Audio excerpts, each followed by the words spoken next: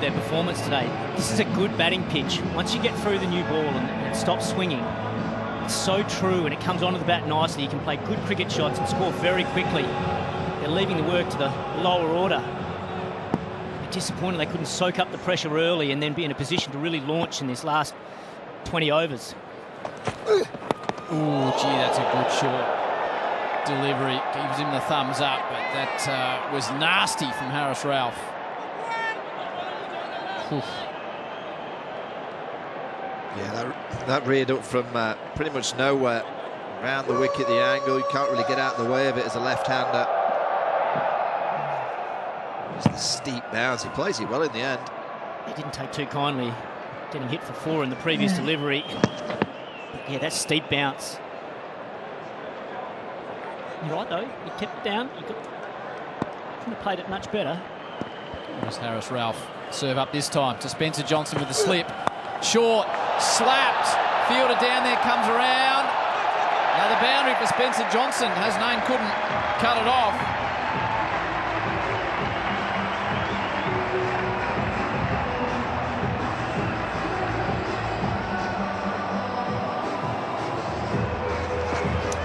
Short again from Ralph, and using the pace of Spencer Johnson. I think for a moment he thought, oh, I might have holed out at third man, but got it into the gap. Handy 4 runs for Australia. I reckon of all the grounds in the world, when you're fielding down at third here in Perth, you've got to be so alive. So many catches go down to that area. Ralph again. Defended, positive over, 8 from it, couple of boundaries to Johnson. After 30, Australia 7 for 133.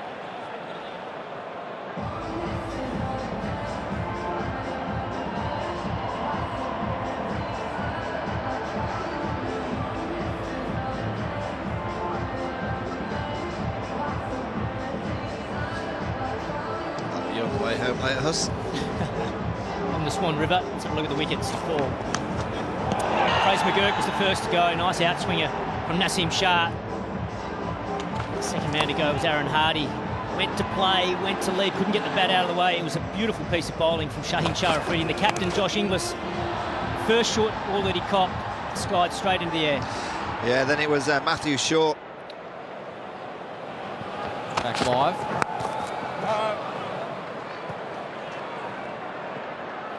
Not taking the run, Sean Abbott. There's Matthew Shaw, the 4th to go. His favourite shot, the pull shot, straight down Irfan's throat. Nice simple catch. Harris Rath in the action once again. 3-3 for Glenn Maxwell against Harris Rath in this series. A good catch at backward point. And then Hasnain got one to bounce on Stoinis. Good catch for the captain. Abbott gives himself room, hacks it away without piercing the field. And Adam Zampa was the last wicket to fall. Again, backward point with a nice simple catch. We can't forget that Cooper Connolly has caught one on the hand as well, and he's gone off to hospital for scans, so I'm not expecting to see him again in this match. So effectively 8 down, Australia. Pick that up. There's a fielder out there. He's coming in. He needs to be going back. Abdullah came in. Not that it would have mattered. The first 6 of the afternoon off the bat of Sean Abbott. Yeah, so Sean Abbott, he's obviously taken the responsibility to try and score as many of these runs for Australia as he can. He knocked back a single off the first ball, and he's looked to be ultra aggressive. It's a big boundary out there. It's a big hit, but he got plenty on it. Yeah, he's decided that he feels that Naseem Shah's the bowler. They call it the matchup in this era. He feels that he can get hold of him. That's a big hit, actually, square of the wicket here in Perth. Yep. Well, that's good cricket, and then the drop and run. So now it's up to Spencer Johnson to be able to survive the last 2 balls of this over. So Abbott can be on strike for the start of the next over. Interestingly, still no 5th bowler from Pakistan used. Well, they've still got 9.2 overs to go before they really have to turn to one. Bit behind on the over 8.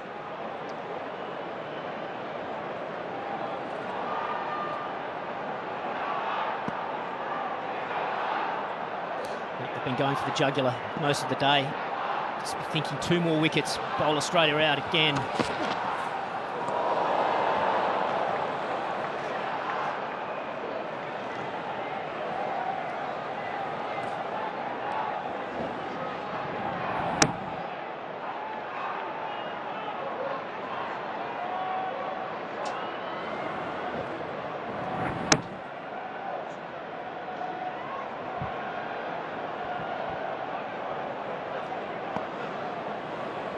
On delivery for Spencer Johnson to survive.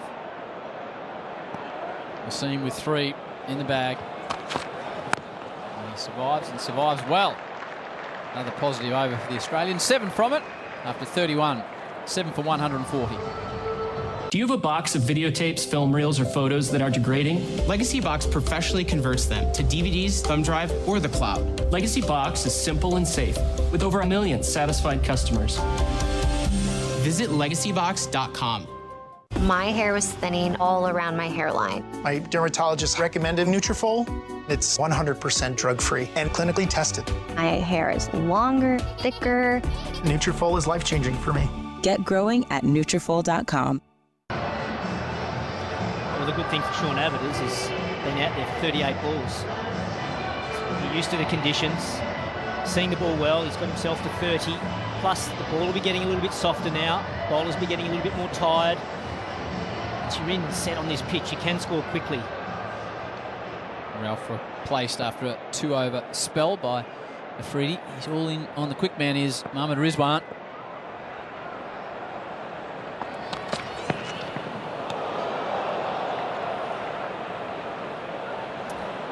Yeah, mid-off and mid-on are both up inside the circle. And because of the big square boundaries here at Optus, this is Shaheen Afridi getting hit on the thumb not too long ago. Caused him a lot of grief, but he seems to have recovered okay. Yeah, it was Babar Azam's magic as a physio. There you go, there's Babar giving it a pull.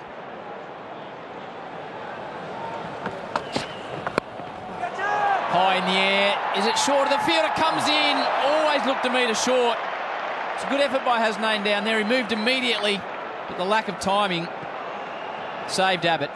Oh, I like this from Hasnain on the boundary. He saw the ball in the air and he had full commitment to try and get the catch. Watch him running in here off the rope. It's a decent effort. Not happy, Shane. It was a great effort. Sure that's what he could have done, unless there's Usain Bolt down there. Abbott spoons it. Should be taken. Ralph does it. Can do no wrong, Harris Ralph. Afridi gets his second. Abbott's right little effort comes to an end, and Australia are 8 down with just 140 on the board. Yeah, as I mentioned, they left mid-off and mid-on up inside the circle. Expecting more short stuff, but was it a slower ball? Yeah, I think it was. It was the cutter. Abbott looking to go straight down the ground, couldn't get the timing he wanted. It was a nice catch from Harris Ralph. Not easy when they're going over your shoulder like that. Shaheen Afridi, he's been outstanding today. Just pointing to his captain saying, yep, good field placings. Sean Abbott, his rearguard action comes to an end. He goes for 30. Australia 8 for 140. Do you have a box of videotapes, film reels, or photos that are degrading? Legacy Box professionally converts them to DVDs, thumb drive, or the cloud. Legacy Box is simple and safe, with over 1 million satisfied customers. Visit legacybox.com today and get 50% off. Nice change up, just rolling his fingers down the left-hand side of the ball. The cutter, and as you said, Harry, that's a good catch. Really good catch over his right shoulder.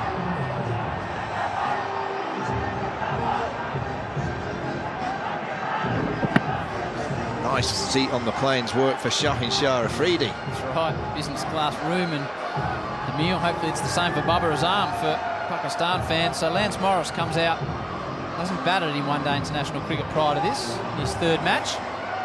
This day average of 6. What does Lance have? There's a slip in place, wideish 3rd man point. Covers coming inside the 30. Mid-off, mid-on. Oh, a short mid-wicket, Alan Border style. backward square, 30 in and a fine. And edges his first one to slip.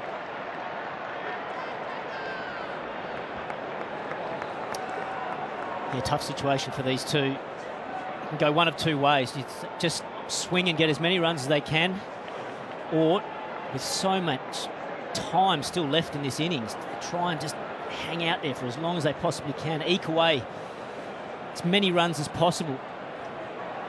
Freedy looking to wrap it up and hit the sheds. Bowled him! Shaheen Shah Afridi. Castles Morris points to the sky, and Australia, without Cooper Connolly, are all out with just 140 on the board. Well, they were bowled out at the Adelaide Oval just 2 nights ago in 35 overs. And they're bowled out just 2 days later here in Perth in 31.5 overs. Brilliant from Pakistan. Yeah, it's been high class all the way through the innings. They got the ball swinging early, got well through the middle phase. Well, they just kept picking wickets up continually. Lance Morris goes for a duck, and Australia 9 for 140, but they're all out as Cooper Connolly was retired hurt earlier in the innings. Disappointing performance from Australia. Pakistan on the verge of history.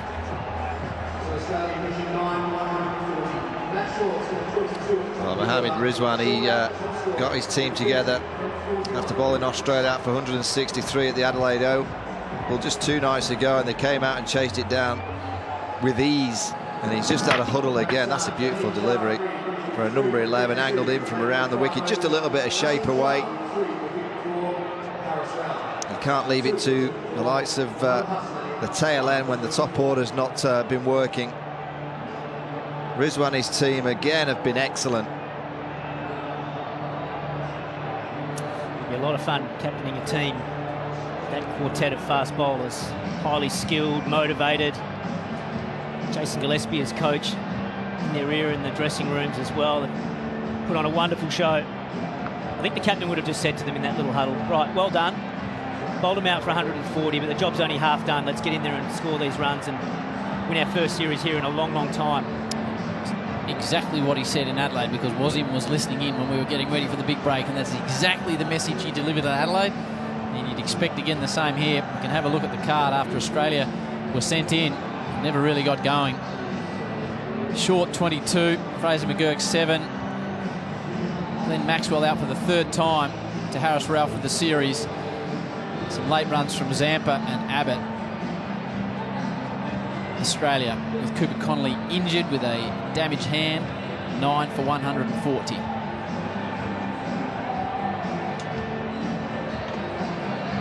Shaheen Shah Afridi 3 for 32, Naseem 3 for 54, Hasnain 1, and Harris Ralph 2 more to add to his wonderful series.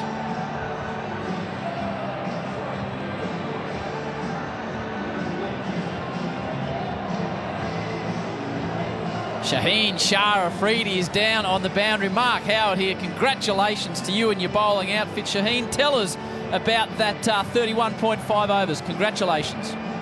Thanks for that. I think that's just the boys' effort. They bowled brilliantly and on the spot, right area they hit, and I think that's the success. We're so used to seeing you bowl that beautiful in-swinger. You got Fraser McGurk with it in the second game, but you had that out-swinger going the other way today. It was outstanding and a great deal of fun to watch from up here. Oh, thanks for that. I just trying to, like, for sin last year, I just trying to bowl an out-swinger as well. Yeah, I think the wickets helped me, and I was just trying to do the same out-swinger and few of in-swinger. So just trying to different balls. How's the thumb after you copped that one from that return in? It looked painful. Actually, it's just now it's 2 thumbs, so yeah, not easy for fast bowler in same hand you bowling, but yeah, feel okay now, so hopeful better for the T20s. And as we let you go, you're up in business class. Do you think that helped your bowling today, those big comfortable seats at the front of the plane yesterday? Yeah, I think so. I think, yeah, long flights, so might be good for the fast bowlers sitting on business class. Good on you, mate. Well bowled, fantastic, and hopefully your team can get the job done. Thank you to Shaheen. Yeah, hopefully. Thank you. Thank you. Shaheen Shah Afridi, a global superstar of cricket. Quick break here. Up next, it is the big break. Australia all out for 140. There's nothing better than a great Aussie summer. Except a great Aussie summer of cricket. And this season on Fox Cricket is the greatest of all time. It's glorious drives. Beautifully put away. First ball beauties, upper deckers, and absolute screamers. What a catch that is! It's bumpers, broken bats, peaches, and pigeons. What a rivalry. It's the world's best two teams in a 5-test series. The next chapter is about to be written. It's a day-night test at the G. It's every ball live with no ad breaks during play. It's the greatest players, rivalries, and moments. Brought to you by cricket's greatest team. He does it again for Australia. Don't believe me? Ask the GOAT himself. It's great. This is something special. Oh, wow. This is the greatest summer of all time. And it's all on the greatest channel. Fox Cricket.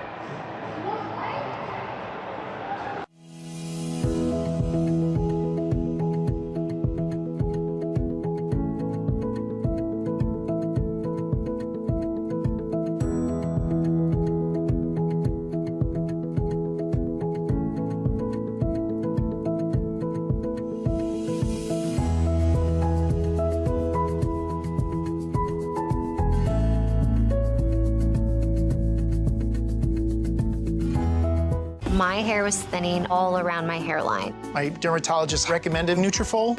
It's 100% drug-free and clinically tested. My hair is longer, thicker. Nutrafol is life-changing for me. Get growing at Nutrafol.com. This is the Ridge. It's a modern wallet designed to stay minimal, sleek, and compact in over 50 colors and styles. And the best part is it comfortably fits in your front pocket, so you can easily slide it in and out. There's no better time to upgrade your gear. Find yours at ridge.com. Do you have a box of videotapes, film reels, or photos that are degrading? Legacy Box professionally converts them to DVDs, thumb drive, or the cloud. Legacy Box is simple and safe, with over 1 million satisfied customers. Visit legacybox.com today and get 50% off. Absolutely beautiful day at one of the most picturesque cricket grounds anywhere in the world. The Adelaide Oval with a beautiful scoreboard. Drifting across to the pitch, which we'll have a chat about as the day goes on. It is the second one-day international. Australia hosting Pakistan. Australia getting the job done at the MCG. Rizwan won the toss, and Pakistan has elected to bowl under the captaincy of that man there, Mohammad Rizwan. The first ball of the second one-day international. A couple of slips waiting for Shaheen Shah and short. Positive start, driving straight down the ground. The boundary's in a little bit today in Adelaide, which is something unusual, and short starts the innings absolutely beautifully. They are quite short straight. Yeah, they're in about 10, 15 metres off the fence. That was just a bit of a punch off. It's got that square. Just off the under edge of the bat, so the opening boundary for Matt Short, he started positively.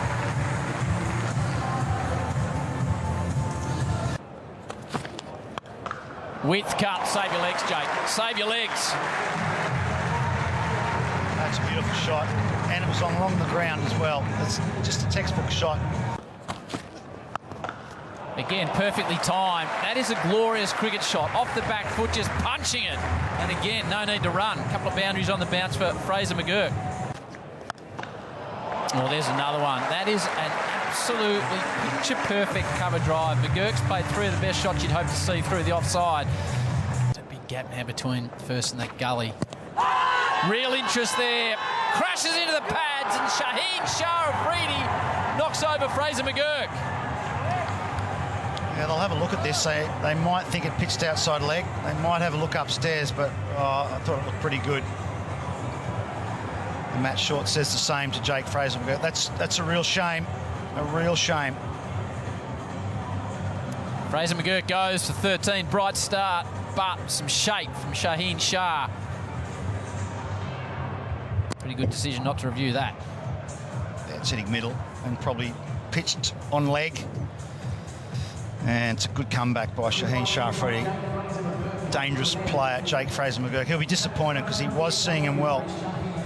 Out for 13, it's 1 for 21. Picked up on a length. There's a man there. Straight to him. Oh, Afridi. He had it. There's one man out there.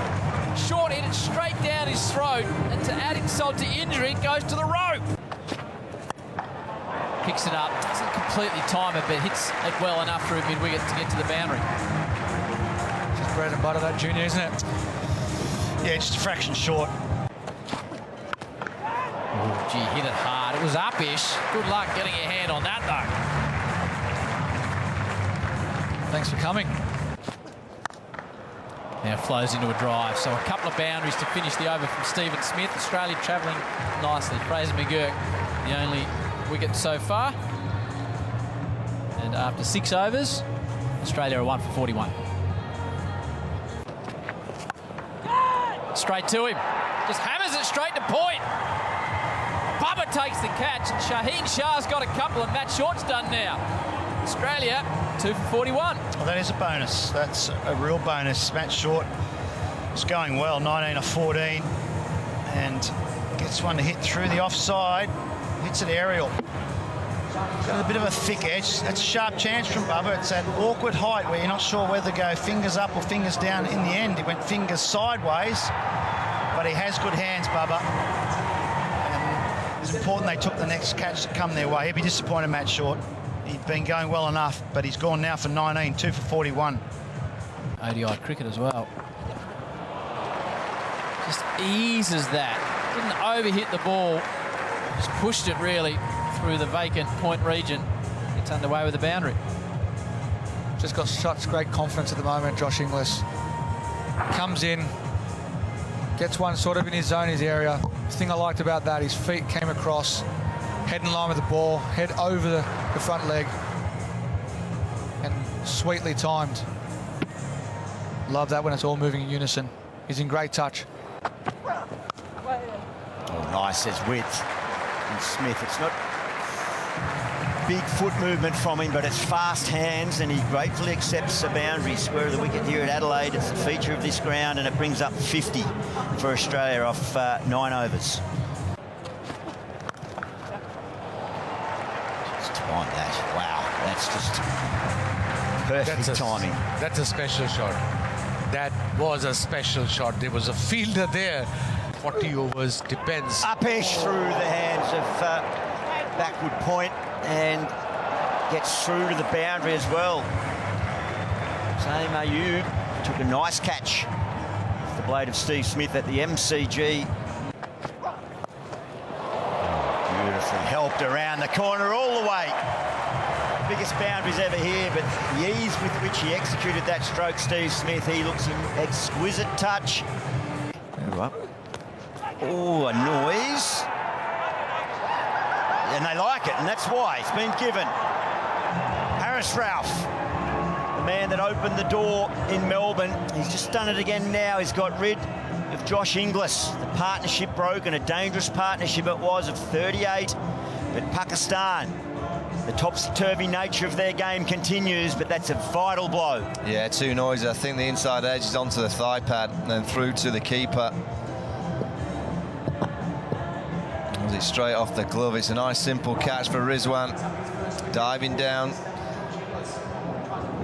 This is the way Pakistan are going to stop Australia from getting a huge score. They've got to keep getting wickets, and it's that man again, Harris Ralph. Was he's a wicket taker. Harris Ralph, 3 for 79. Australia. You know that look. She's concerned about you. She can tell that you're depressed. Your intimate sex life isn't what it once was, but it's more than that.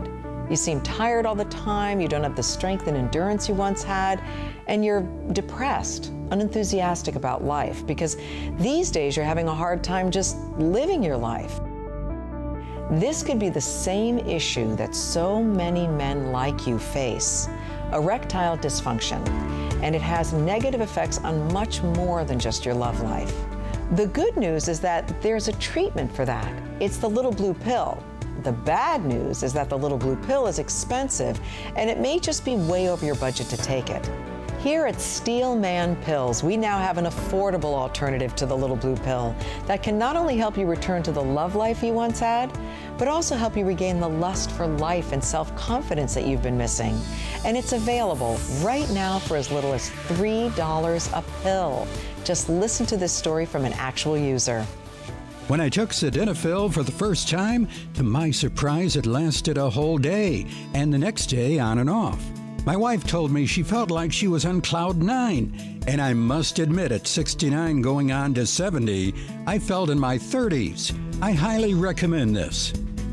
And now, if you call the number on your screen, you can get this life-changing medication for an unprecedented low price, discreetly sent directly to your door in an unmarked package.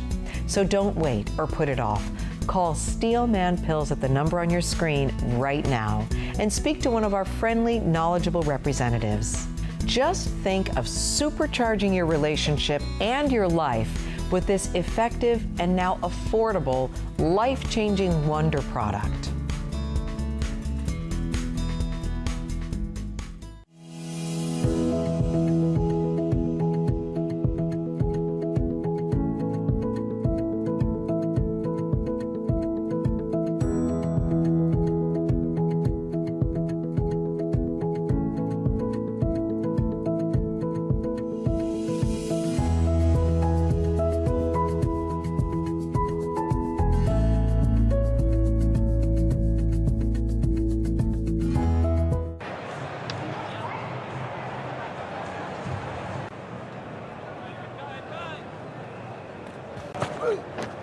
Outside edge.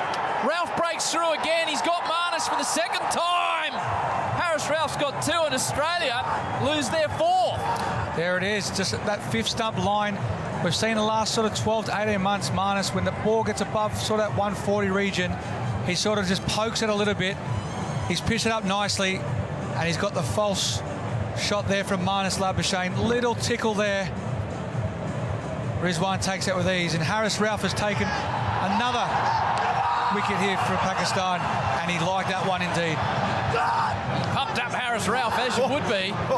He's fired right up. We'll have a look and a listen to that in a moment, but Australia 4 for 87. Joining Stephen Smith, Harris Ralph 2 for 15. Well, this is a big moment because Glenn Maxwell's in next. Yeah, that's going to be a boundary. It's nice fast hands. There was enough width on offer.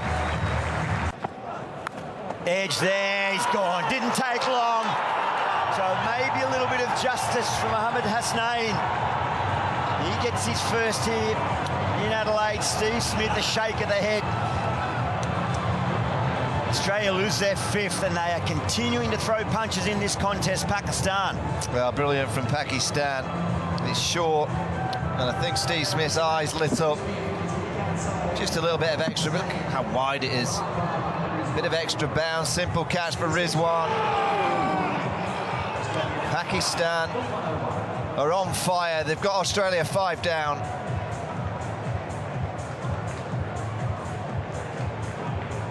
So Steve Smith goes. It was a nicely compiled 35, but he'll be frustrated as he ever is at the end of an innings. 5 for 101 in that opening one-day international. Yeah, practicing in the NCA. Yeah, most certainly. Oh, that's good from Maxwell. That's exactly what you've just articulated, Jason Gillespie. He's good against spin. He's creative, and that's just a shot that he plays with. And immediate effect from Wreck-It Ralph. Beauty says indeed. Brilliant captaincy from Rizwan. Australia lose their 6th, the 4th catch for the captain behind the stumps, and Aaron Hardy goes. Very important wicket for Pakistan. What a spell from Haris Rauf. Look at this length, look at the seam position. A little away from the right-hander edge, and a very good catch from the skipper behind the stumps. So 3 for 21, Haris Rauf into his 5th over. Got the breakthrough for Pakistan. Important one. Yeah, Hardy. He's on his way back for 14. Australia 6 for 121. And he shot his bowled him, played on, stumps everywhere. Harris Ralph destroying the Australians. He's got 4. Maxwell departs, stumps on the ground, and Pakistan are well in front in this game. Well, he knew it was coming, the short stuff, Glenn Maxwell. And Harris Ralph, he's not the easiest bowler to pull or hook because he's a skidder at pace. And Maxwell with 2 men out, I'm not sure it's a real high percentage shot to be looking to pull Harris Ralph. I'd be looking just to knock him on the onside into the gap. Maxwell's an aggressive player, and Harris Ralph, he's got his number again. This time, less conventional than the MCG the other night, but still just as important. And Australia, they're diving quickly here into trouble. 7 for 129.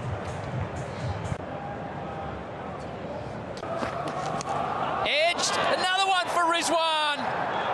He's taken 5 catches. The seam's got a wicket, and Australia are collapsing in Adelaide. 8 for 130. What a performance for Pakistan. All the bowlers bowled really well, bowled their heart out, and we've got good support here. First wicket for Naseem Shah. He's into his 8th over, conceded 38 runs, and was going across, back of a length, playing away from the body, edge, an easy catch. He's such a good keeper. Rizwan leading from the front, skipper. A shock around Adelaide. Mitchell Starc walks off for 1. Australia in all sorts, 8 for 130. Naseem Shah 2 with the new ball. Bunts it straight down the ground as the skipper. Ropes are in Adelaide today. We'll have a look at it. Looked like Afridi did well. Hopefully he hasn't hurt himself down there. It was a valiant effort. Oh, he's done that. He's done more than pat it back. He's whacked it over mid-on for a big 6. On cue there, Howie. There you go. He's pitched it up. There's a nick there. Is there certainly a noise and confirmation from the umpire? Cummins is going to send it upstairs. So they were certain, the Pakistan team, bowler and keeper. But if you've got any doubt at all, or well, even if you aren't in doubt, send it up there. It's worth it, Pat. Review for a caught behind. On-field decision is out. It is a fair delivery. Front on spin vision first.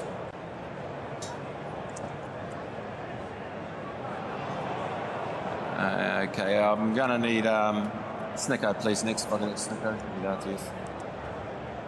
Snicko coming up. And roll that back for you through from there. Yeah, thank you. I've got a clear spike there as the ball passes the bat. Thank you. If we could go back to the on-field umpire, Gaff, you can stay with your original out decision. You can signal now, thanks. To 13, Australia. They're on the ropes at the moment. 9 for 146. Got to be taking those, and it's another chance, a teaser. 4 valuable runs to Australia, and they will pass 150. Chips and into the gap, so valuable runs. Go all the way, perhaps. Just going to check. They're having a look. There's no certainty. Dragged on. So it all finishes. The man who started it, Shaheen Shah Afridi, picks up the last. It is his 3rd wicket of the innings. Pakistan apply their trade. It won't be easy against an Australian attack that know these conditions so well, but they were asked to bat first, Australia.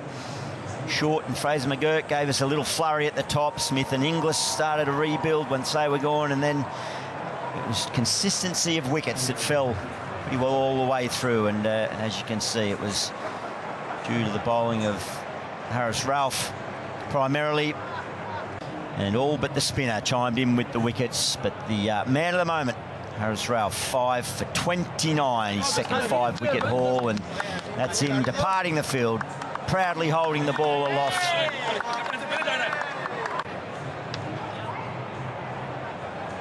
This right here is confidence in a bottle. It makes me feel so much more confident than I've ever felt. They are some of the hottest videos on social media. Those videos claiming to instantly get rid of bags under your eyes. Annette Figueroa is here to tell us why she says this one is for real. This one is for real, and I'm so excited. We even have a video, and all he uses is a small amount on a clean, dry face. And what it does is it tightens and lifts the appearance of bags underneath your eyes. And I did this to my father. father. We were at home, so we applied it to his under eye bags, and let me tell you, we were so excited. In under 10 minutes, they visibly disappeared from view, and now it is literally part of both of our daily routines. And not only does it work on the bags, it works on the appearance of crow's feet, fine lines, and wrinkles. At our $14.95 price, it's the best way to try Plexiderm and see it work after your first application. Call the number on your screen. Call 800-538-5174. My hair was thinning all around my hairline. My dermatologist recommended Nutrafol. It's 100% drug-free and clinically tested. My hair is longer, thicker. Nutrafol is life-changing for me. Get growing at Nutrafol.com.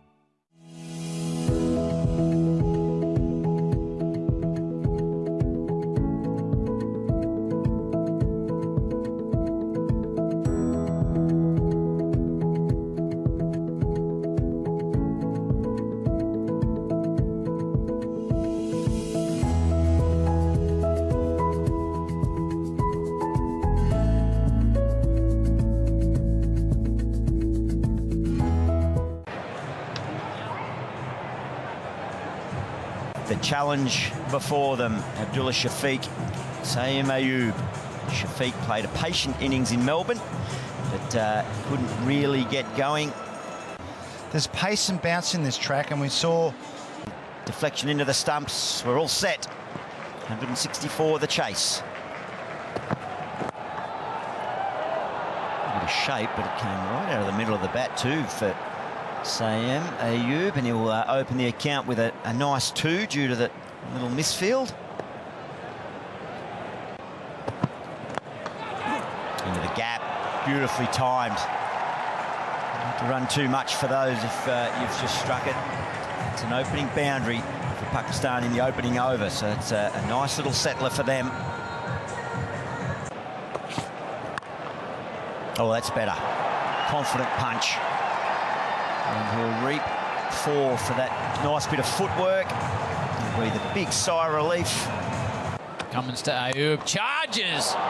That's the shot of the evening, just sliced it away. And a bit of momentum going Pakistan's way. At the end of the over, none for 39. He lost in an accident with a sibling, didn't he? That's a nice stroke. High elbow. That's a beautiful shot by Abdullah Shafiq. Moves to 20, none for 43. Another beautiful shot. Similar result. Pakistan just starting to move nicely here. Boundaries starting to come. And Australia under pressure. Picked up nicely by Ayub. Perfectly timed 4 rows back. Valiant effort in the crowd. Don't think he held it. It was a hindrance then. Yeah, it was. Oh, that's a shot. That is a shot and a half from Saim Ayub.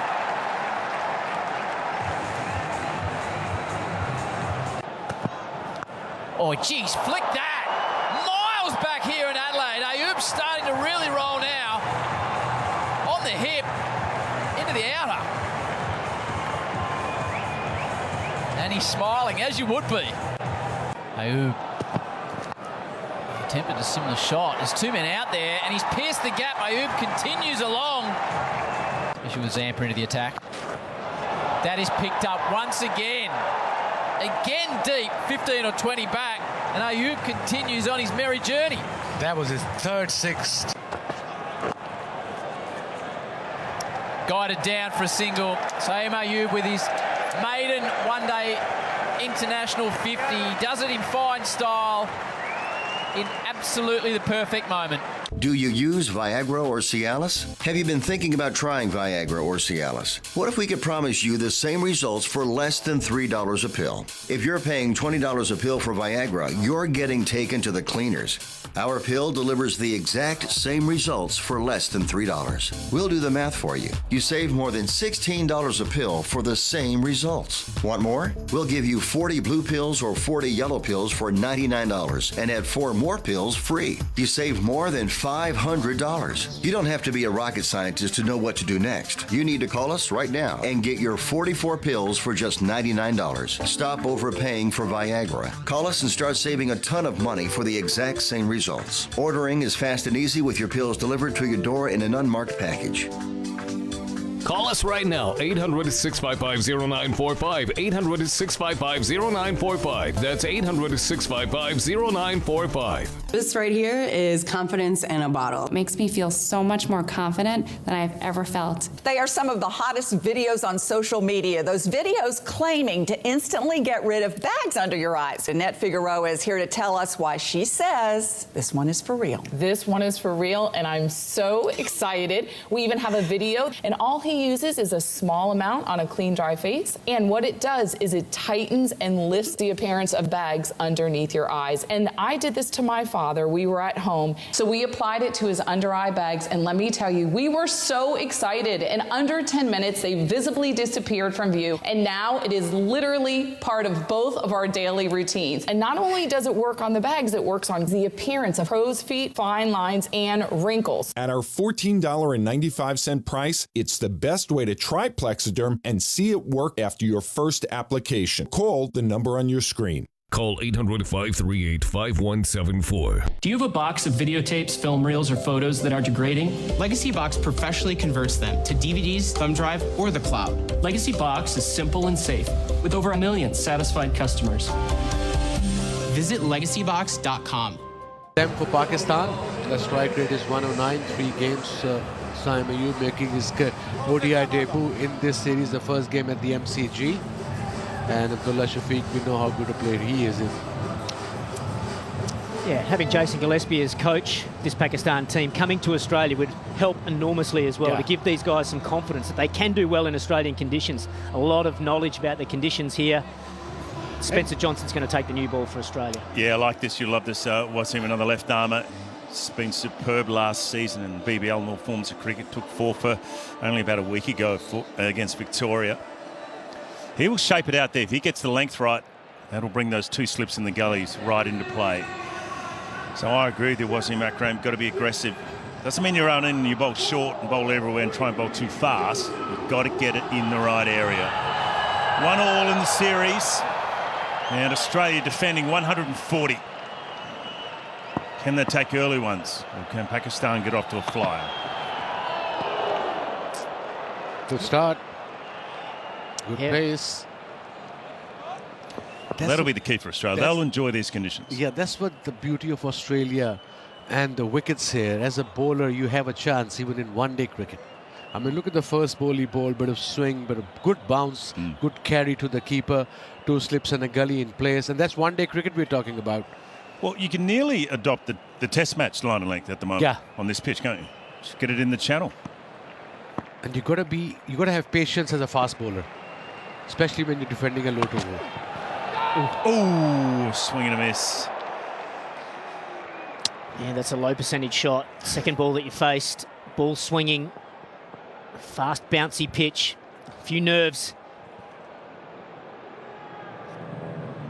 But you know, everybody, including us and Mark Waugh and all you greats of the game, are saying this is a very good batting wicket. We come from Pakistan. It doesn't look a batting wicket to me. Look at the carry. Look at the swing there. Different to Multan. Yeah. You've laced that for 4 already. No point or cover. Ooh, a bit extra bounce there as well. So he's got a gully, which is quite behind square, and then he's got mid-off.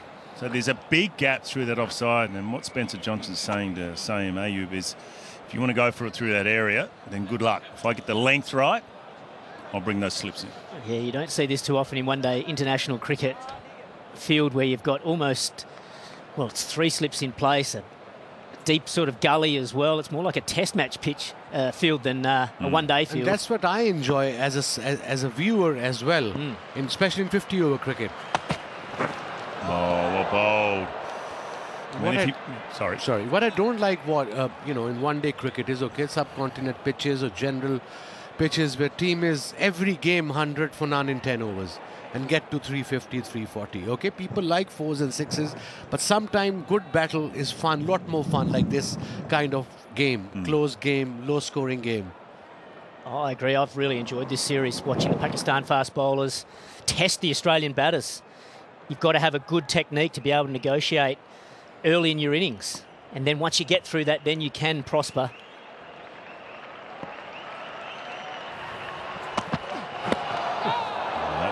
against a bit as well. So this is a good start from Spencer Johnson. I think even in the BBL last season, he was bowling up more than 145. He was getting high 140s. And he's got the swing as well. I mean, I've seen him playing BBL and a couple of more leagues as well. Very impressive. It reminds me of like Afridi as well, the left armer. Same kind of height, maybe taller. Yeah. Sitting between two former left armers. There's a lot of talk about left arm fast bowling at the moment, isn't there? Because there's a lot of left armers bowling us. We'll change it the next over, mate. Can we talk some batting or what? Maybe. So Abdullah Shafiq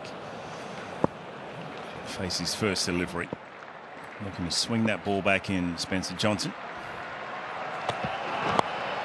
And away down to fine leg. End of the over.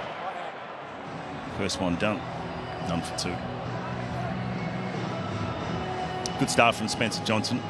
He'll enjoy these conditions, as we've been saying. Beautiful day here in Perth. Test match is only a couple of weeks away. The first test in a 5 test match series against India. Looking forward to that as well. Yeah, I can't wait for that series. It's going to be very exciting. Beautiful stadium, Optus Stadium. Really is stunning. Not a bad seat in the house.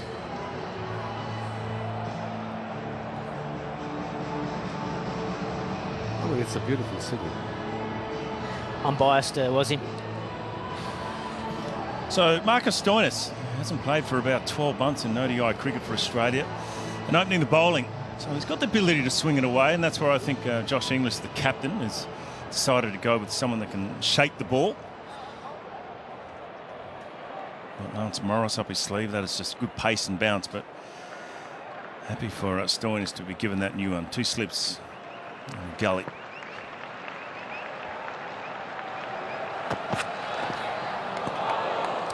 Yeah, you're right. I think that's why he's given him the new ball, because he can swing it.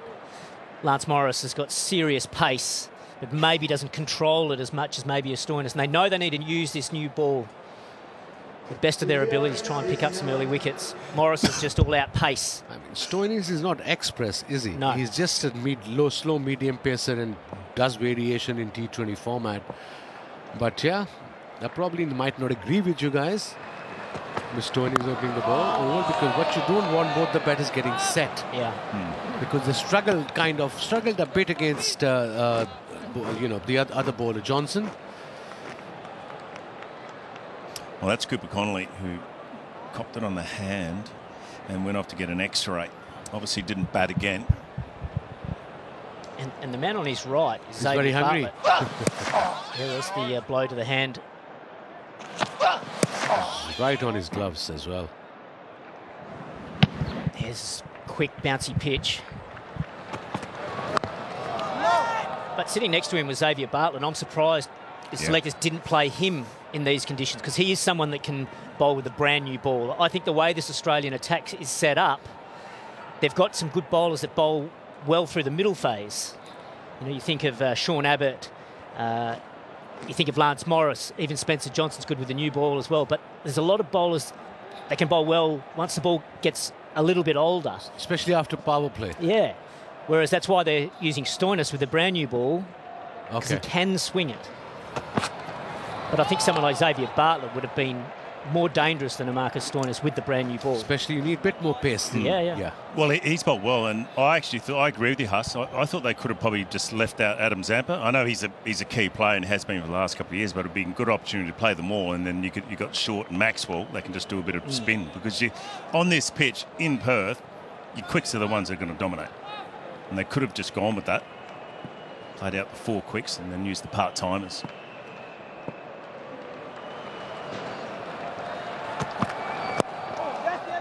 It's a nice shot down the ground. It's the one though.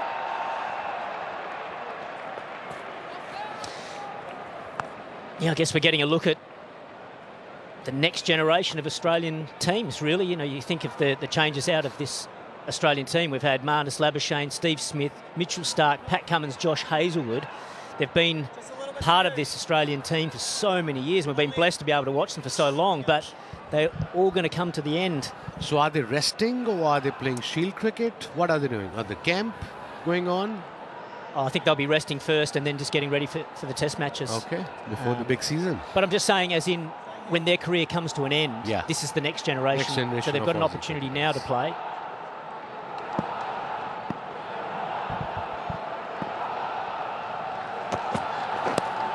Flicked away, and that'll be 4. You've got a very square, fine leg. And now picks up his first boundary into the over. And for 7 Australia. So when you defend Pakistan. a total like 140, BJ, you don't want openers to get settled in even for 1 over. Bit of extra pace will really put them under pressure and check their techniques, like Spencer Johnson did in the first over. There's a poor delivery from Stoinis, swinging down the leg side. Easy pickings for Ayub.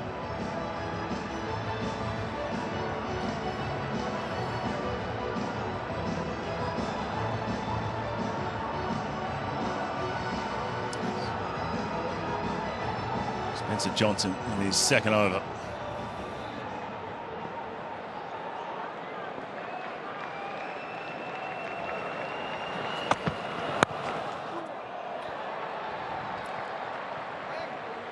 And you know, it's a batsman, Huss.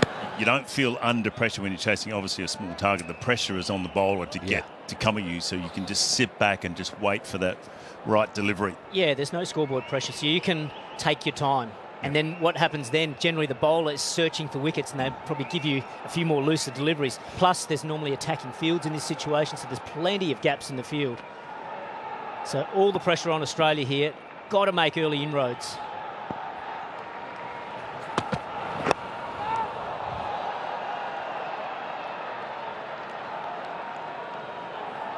Very steady start by Pakistan, and I think that was the plan by the Pakistani think tank and the batters. Okay, we're chasing only 140, we'll take our time, we don't have to play rash shots early on with the new ball like we did in Adelaide. And when they were fielding, the batsmen would have been thinking, okay, how to play. Yeah. You can see how Australian batsmen got out, so you're thinking, okay, well, that's what I need to do. I need to play the ball late and do all those things. Yeah, you got a bot there, Huss? No.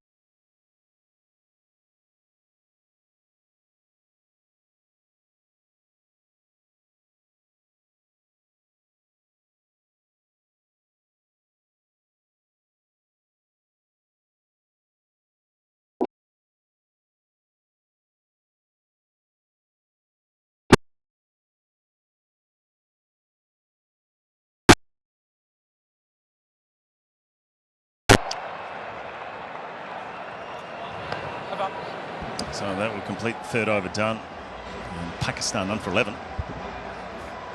Do you have a box of videotapes, film reels, or photos that are degrading? Legacy Box professionally converts them to DVDs, thumb drive, or the cloud. Legacy Box is simple and safe, with over 1 million satisfied customers. Visit legacybox.com. Right, the leg cutter, the leg break to the right-hander, but obviously but seams comes out beautifully as long as you get it comfortable and how you feel it, how you release it, and everything is okay. Most of the bowlers, including the great Mitchell Starc, if you look at his grip, and if you look at his grip, he will be just slightly here. Yep. If you can see my wrist slightly here, thumb probably here. My thumb used to go underneath. Oh, that's a beautiful shot as well. Just wide of mid-on, just eases it into the gap. Should come back to 3. So that's, I mean, Spencer Johnson, we saw his grip was just like this, but the ball came out beautifully from the seam. And usually the Mitchell Starc can hold it like this. And I think bowlers from my part of the world, the left armers who came after me or before me, our thumb went under the ball. So it depends exactly how you feel comfortable. There is no special kind of grip that you got to hold.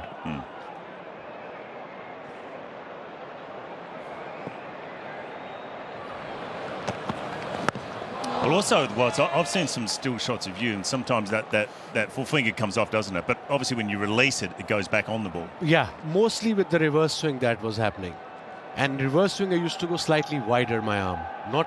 Not straight arm, just slightly wider. Why is that?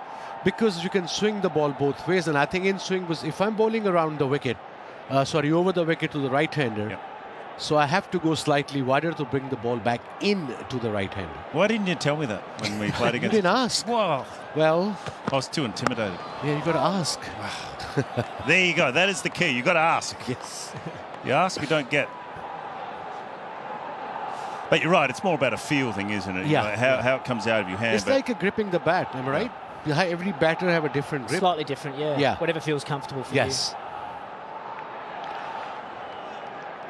Well, that's been evident again with the Pakistan bowlers in this series. The seam has just been beautiful. Beautiful. It sets it up nicely. Naseem Shah, Shaheen, even Haris, every time he was hitting the seam. Another one in the air through that offside. And I think Spencer Johnson's grip, interesting thing would to see eventually, does he bowl away swinger to the right-hander? He normally bowls just a cross-seamer, so he'll put it in his hand with the cross-seam and just bowl a natural arm. If as a batter, they'll find out. That. Yeah. So that's the one that's right back in his hand, but it looks like he's got a and it's finger, right but when back, it comes out, you're happy with it. Very well pointed. It's really right back into his fingers.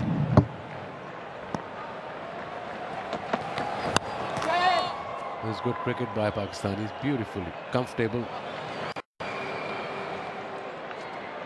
And that adds extra pressure on the bowling side if you are defending a low total when batters are looking very comfortable rotating the strike. Well, that's right. You can already see a contrast between the Australian innings and the Pakistan innings.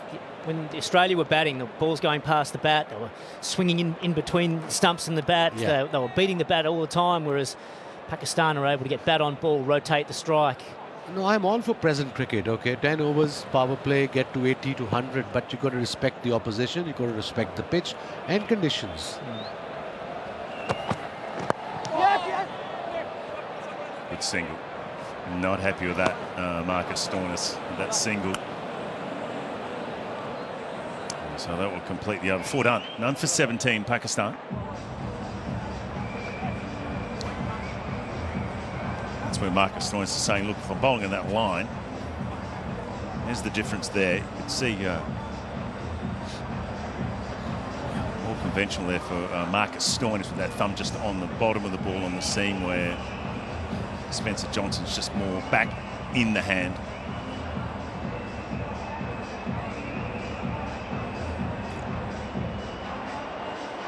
On the right side opposite Stoinis, there he was bringing the ball. He's bringing the ball back into the left-hander with that seam position.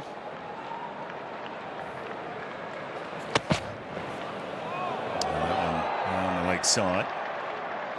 That's the one he wanted to come back in, but obviously started it on the wrong line. And this is the bonus of having a left-hand, right-hand combination at the top of the order. The bowler then has to make adjustments. It's been bowling to Saeem, the left-hander, his previous over, but didn't get his line right to Abdullah.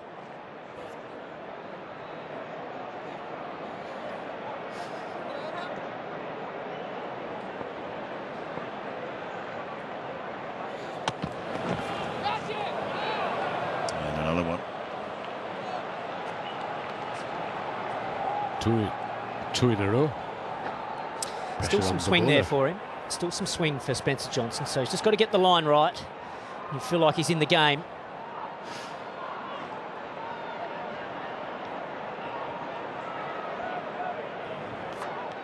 And I think Pakistani fast bowlers in this series have impressed every Australian cricket lover, including you guys. The way they bowl, the pace, the consistency.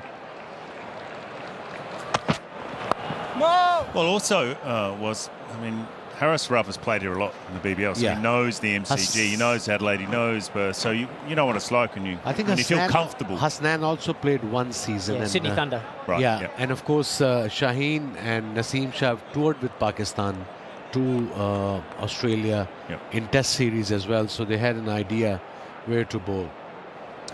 And with Jason Gillespie, the coach, he would have drummed into them, got to get the length right, got to get the length right. Yeah. Don't get too carried away bowling short.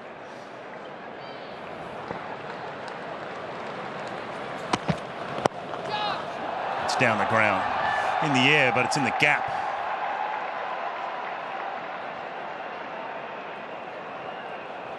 And Jason is sort of a guy who let the players make decisions. They don't make it for them. He said, I want the players to express themselves when they're on the field. They're in charge. That's a good shot.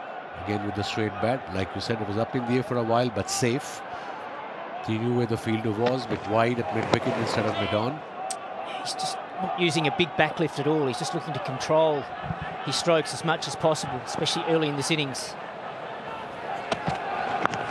So, Huss, is that important to control backlift according to the situation, if it's swinging, seaming and stuff? Did you do that? It's difficult to do, but I've definitely seen with Abdullah, he's doing this on a pitch that's fast and bouncy and maybe moving a little bit. Yeah. You just control the bat a little bit easier if you're just limiting your backlift. Also, if you're facing someone with extreme pace, and it's quicker to get the bat down. And also, I found it useful in reverse swing, facing reverse swing as well. Keep the backlift low and just try and get something behind it, really. Very useful. Oh, here we go. On the ground, that was close. Direct hit. Well, he could have been in trouble. It was Marcus Stoinis moving. It would have been very, very close. Direct hit, boys. I think he's in big trouble. Stoinis moved quickly to his right. All he needed was the direct hit. Gone. Yeah, he would have had him. There is no need for risky runs. I'm all for positive mindset and attitude. You're controlling the game right now. Well, I think Abdullah, he hit it too well. He hit it too hard. Yeah. I don't think he thought it was going to go that quickly to the fielder. That would have been very handy for Marcus Stoinis. Not to be.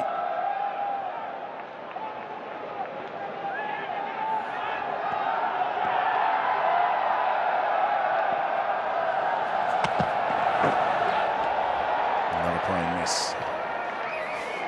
So this is a difficult shot to play on a pitch like this where the bounce is so consistent but is there. And it was a full delivery. It wasn't a back foot delivery either. But again, learning curve for Saim Ayub. Oh, he wouldn't have experienced a pitch like this Yeah. in his whole career. Yeah. He's looking to lift it over the slip cordon with that extra bounce. And subcontinent, because this probably gone for 4. But yeah, look at Inglis taking that almost above his head.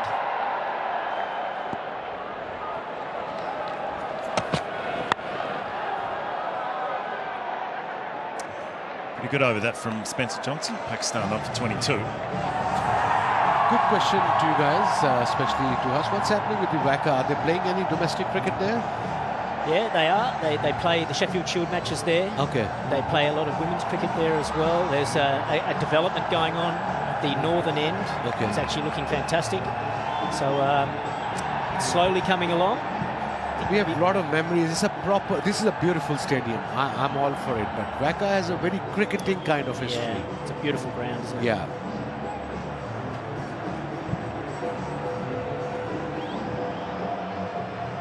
It's a good crowd in here at Perth. this decider one-day international. Great support from Pakistan. They've been very vocal, especially when Pakistan were bowling. Loving every minute of it. They got amazing support in Adelaide, and then of course at the MCG, the first game.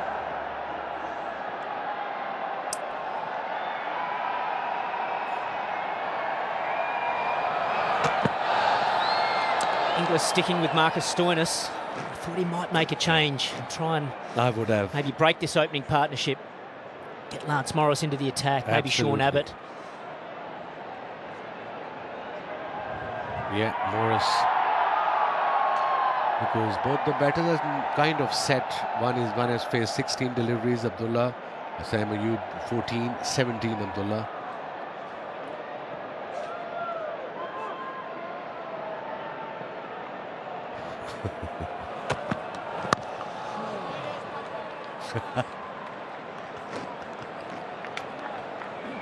Yeah, you're right. I don't think he'll bowl another one after this one. Well, unless he picks up a couple of wickets in this over. But I don't know. I just feel as though the Aussies need a wicket and wicket badly. How can they shake things up a little bit? Stoinis is not really going past the bat on a consistent basis. Let's try something else. Spencer Johnson looks good. He looks dangerous. I'm all for swing, but when defending short total, you got to have your main bowlers running in early on.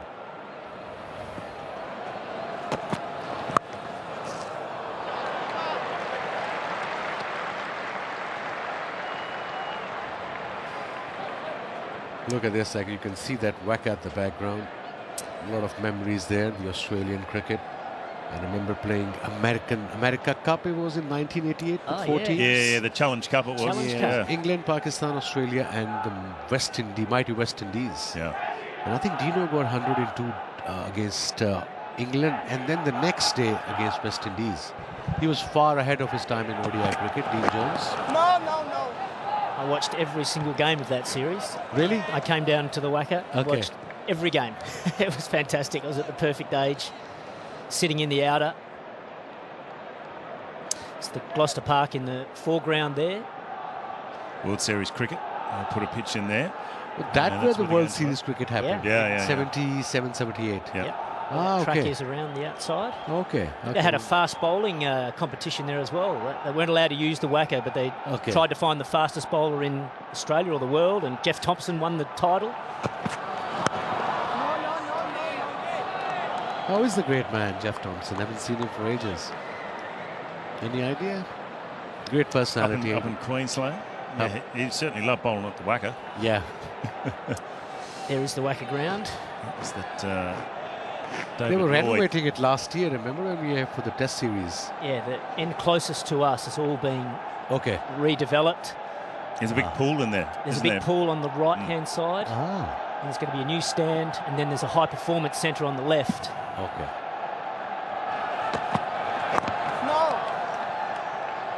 That'd have your name on it, wouldn't it? That high performance centre, the Huss Centre. What? Oh, was it? I thought you were talking about, wasn't it? End of the over. 6 done. Pakistan none for 22. Got a change in commentary coming your way.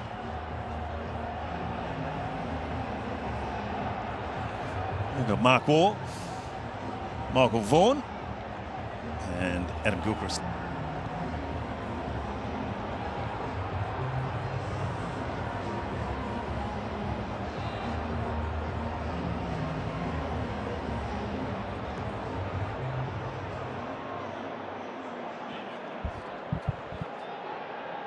Thank you, Brendan. No damage so far for Pakistan.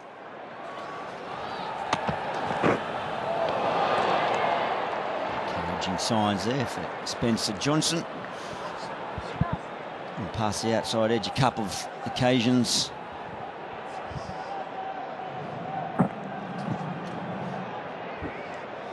Well, they got knocked out then. You did? Laurie threw some cards at me straight in the hooter. That's Mark Waugh. Hearing from there. Get that on the slow-mo.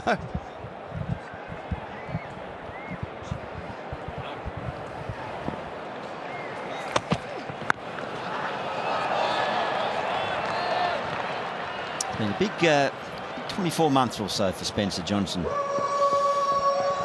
around state cricket for a few years, but suddenly was through his journey in the Big Bash Junior. He saw his names up in lights to a certain extent, and then found himself in national colours. Yeah, and he's been so impressive, whatever he's done. Whoever he's played for a number of teams.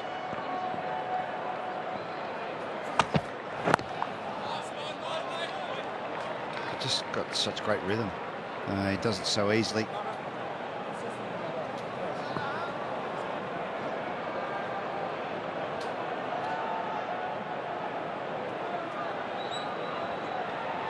Steep bounce, doesn't he, Spencer Johnson?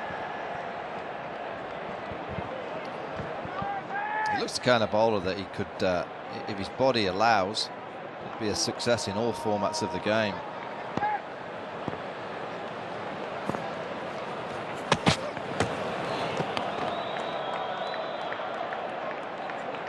Just glides in. Oh, definitely. I think he's got great potential. It's just he's had quite a few injuries in his short career.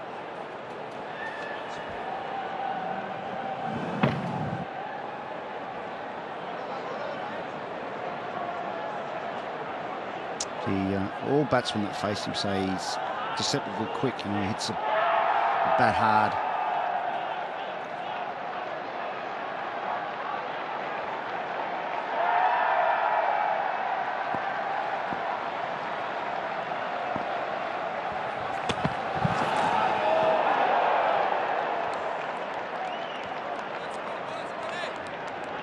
It's been a very similar blueprint here for Pakistan as what it was in Adelaide. Really without risk up to this point, but decides just to take it on a fraction there. Ayub. Yeah, they took their time in Adelaide. They had the luxury of only chasing a small target, same as today. 140 this time, 23 less than what was chased in Adelaide.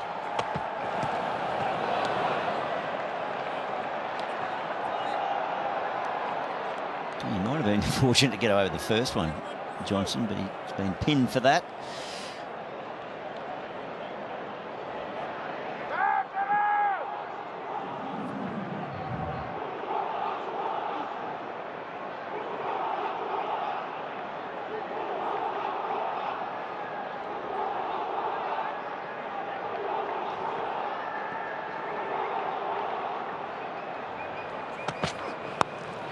Upish, just over the top. It's going to make its way to the boundary. It's a big, thick inside edge. And Hardy unable to rein it in. Finished the over with a boundary. 27. Well, it's a nice piece of willow that he has in his hand. So that's an inside edge. And it flies past Aaron Hardy.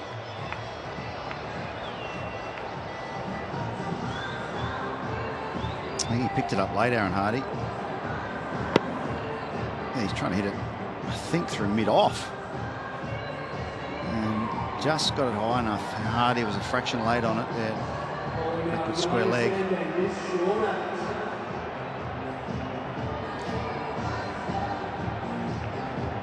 Change in bowling from the Justin Langer stand end. Played the first game. Sean Abbott was left out in Adelaide. 1 for 34 off 8 overs. He picked up an opening fixture. A couple of slips. And there's ease through the covers. Nice controlled stroke again. Nothing too forceful. Just happy to just eat away at this score in small bites.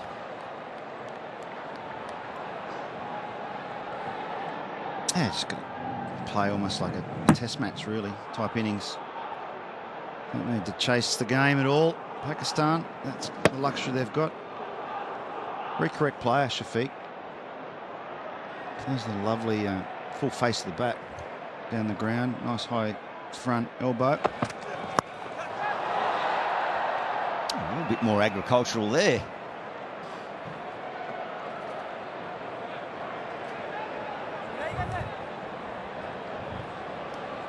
Oh, Shafiq's just decided to try and put the new bowler under a bit of pressure. It's the first time we've seen him dancing down.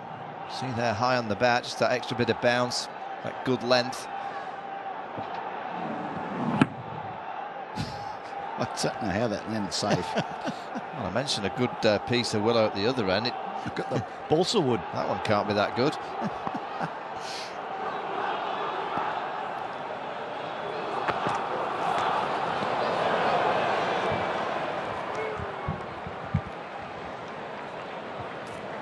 He's had a bit of luck, AU, but what he is doing is he's just playing the line. He's just playing pretty much on off stump. So if it does nip away or does move extravagantly, he's not following it. He's keeping his bat reasonably tight to the line of his body. How long till Morris gets in? Very shortly, I'd say next over. I'd have him in. Spencer Johnson's bowled well enough, probably hasn't got quite enough ball in the right area. Well, Josh Inglis just has to think, how's he going to bowl Pakistan out? Clearly they're not going to restrict them. Lance Morris is a bowler that he can travel, but he also might get 2 or 3 quick ones. And that's all the Australians' captain's mindset should be, is how are we going to bowl them out?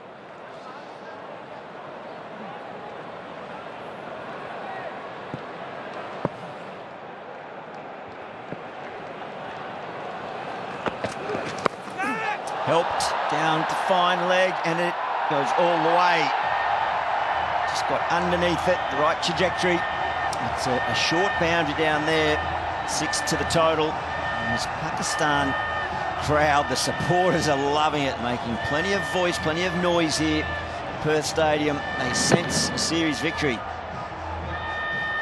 He's got that very high on the bat.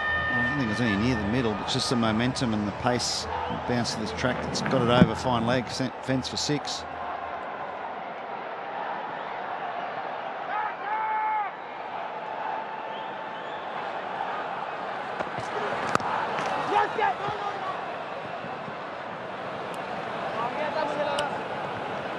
Ten from the Abbott over. 37 after 8. And the reason they're only chasing 140 is due to some outstanding seam and swing and pace bowling by the Pakistan lineup here at Perth Stadium. Yeah, some indifferent batting. And brilliant from Pakistan. Shaheen Shah Afridi, Harish Rauf. As Australia's captain taking on the pull shot, top edge. Another catch for Rizwan. Matthew Short tried the pull shot straight down the fielder's throat on the boundary. Maxwell. That's 3 times that Harish Rauf had him in the series on. He faced 9 balls against him. And then it was Marcus Stoinis, Hasnain with a bit of bounce. He had a prod from Stoinis. He's been playing a great deal of cricket.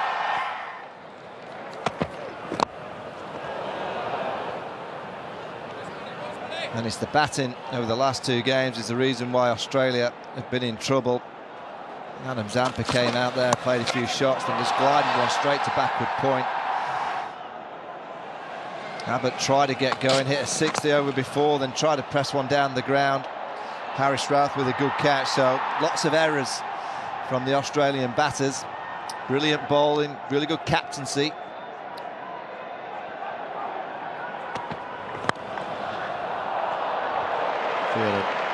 Took it all around there.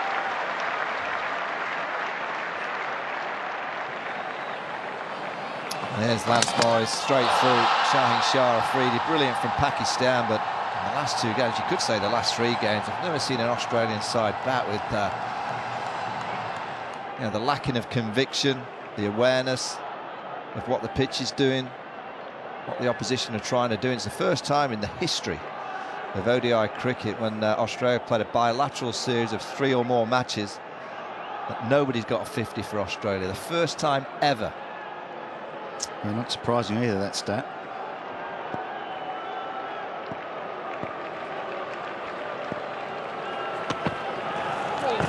Oh, they like it from behind.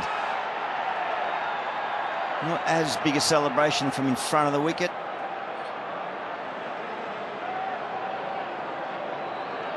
Waved away. Yeah, so no 50s in 3 games, and the top 7 averaged 16.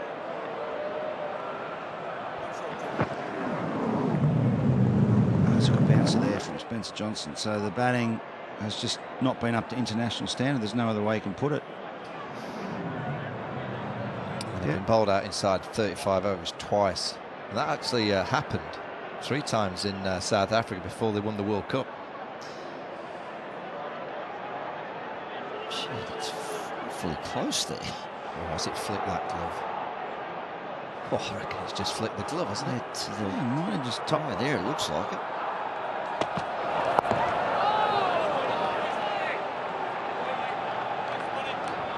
Just get Snicko on the case here. Maybe not.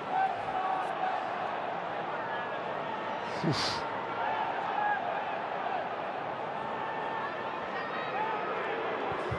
It's as close as it can be without showing up on Snicko.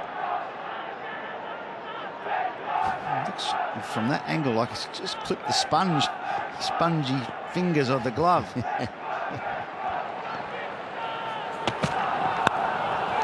Up-ish and just on the, well, I was going to say the half volley. Perhaps he even did get his hands underneath, but wasn't able to hop onto it. Lance Morris. No, I think it carried. It was actually a really good effort down there, Lance Morris. Flew down at pace. He moved well. He picked it up well. Came into it and got hands on it for sure.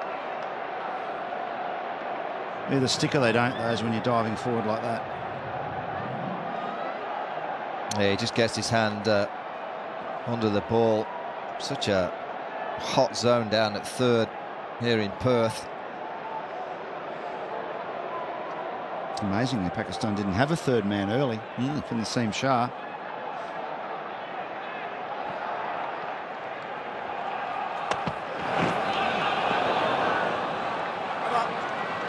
Left hand.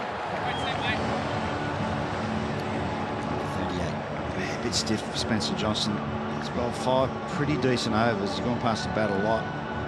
This is the Ridge. It's a modern wallet designed to stay minimal, sleek, and compact in over 50 colors and styles. And the best part is it comfortably fits in your front pocket, so you can easily slide it in and out. There's no better time to upgrade your gear. Find yours at ridge.com.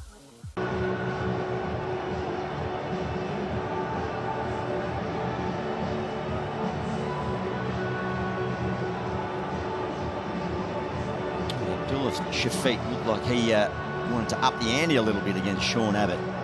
Introduction into the attack. Wonder if Sam Ayub is of similar mindset. Still a couple of slips in.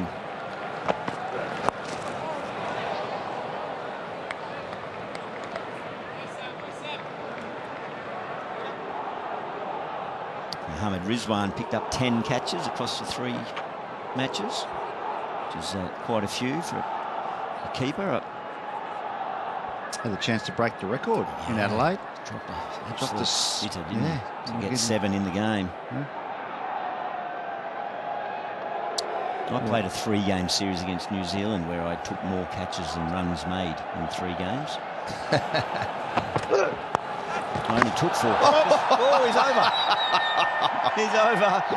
But it's not going to matter. No, good work from Spencer Johnson. So it's only going to be 2 due to the little slippage on the crease. I thought Harris Ralph was out there batting. Normally a Harris Ralph type manoeuvre. It's a hard wicket block out there too. So that's a yeah, young fella.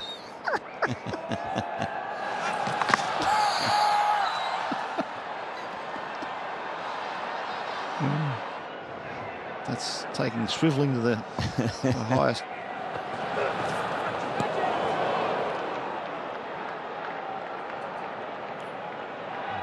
Oh, he's definitely thinking anything in his arc he's going to chase, going to go after. Tell you what, he's missed a lot. He's playing down the 1 line. Oh, free hit. Thank you very much. That's like gold in this fixture. He did face a free hit in Adelaide. Let it go. He did, didn't he? Shot at arms. Yeah.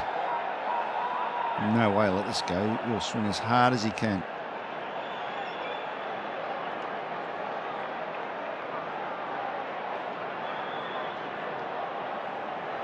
So not allowed to change the field position if it's the same man on strike.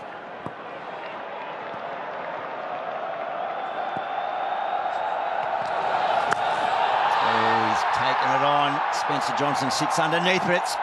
Oh, what's he done? I think he might have dropped that into the rope.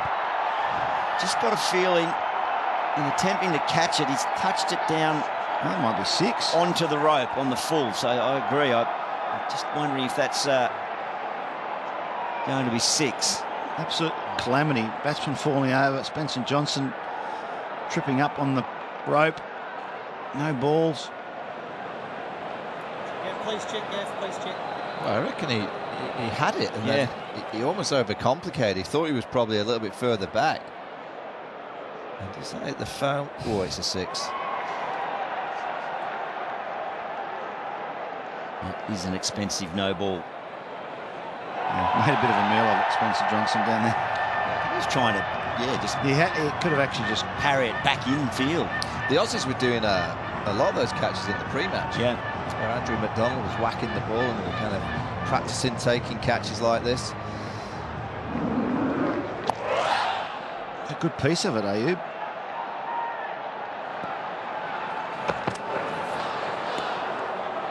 I think he might have just leapt a fraction early. Didn't quite time the leap. Always difficult when you're right next to the rope. You're looking at your feet. Yeah, I don't think he needed to jump, actually. No. Could have just stood there. Yeah, you can only assume he thought he was jumping over the rope and trying to get it back in the one action.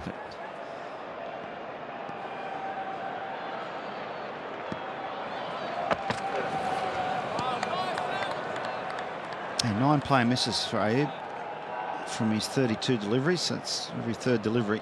So slightly more. He's played and missed.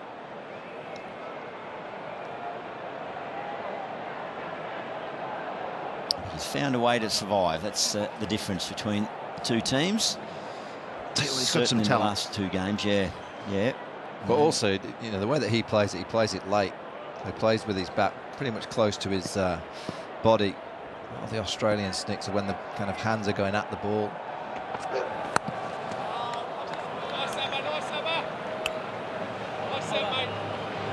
10 complete.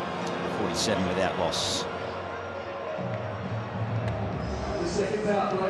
It's amazing. Some batsmen had a knack of playing and missing, and others would nick the first one. Sean Marsh was one of the best nickers I've seen. There's the highlights so far. Got 47 Pakistan without looking totally convincing, it has to be said, but they've just got the run of the game at the moment, and often happens when you're on top. Some good pace bowling from Spencer Johnson. Nothing's really gone his way. This was a half chance. Lance Morris coming in and diving, got a hand on it. And then Ayub hitting the deck, and then next ball, free hit. Spencer Johnson unfortunately parries it onto the rope for 6. Not many highlights for Australia today. What were you, Junior? Were you a snicker or? I was a pretty good snicker, yeah. But I think Sean Marsh is one of the best I've seen. His hands just chased it a little bit, didn't they?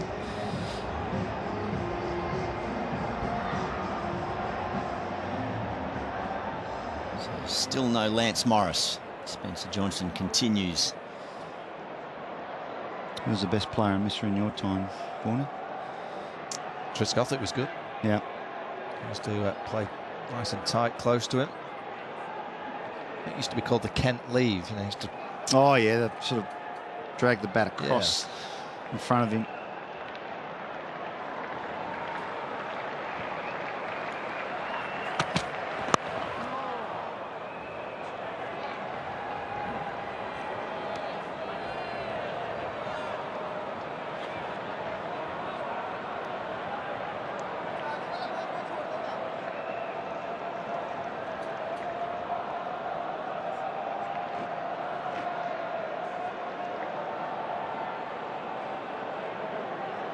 Two out on the leg side now with the field restrictions eased after the 10th over. Still a third man in play. It's a nice stroke. really compact. And it tells you you're watching the ball really closely. If you're hitting drives down the ground on the onside, doesn't quite get there. It's just slowed up. Last 10 metres towards the boundary on the outfield today. Has just seen a few slow up, but that's a confident stroke, and that will bring up the 50 partnership. A young, growing partnership for Pakistan. Good signs all round. Yeah, it's great for Pakistan cricket, where they look like they found a couple of young players at the top of the order. If you can do it here in Australia, you think about some of the wickets that they'll bat on back home. This pair could be around for a while in one-day cricket for Pakistan. I think that's been the disappointing thing for Australia in these matches. They look like they're the away side the way they've played.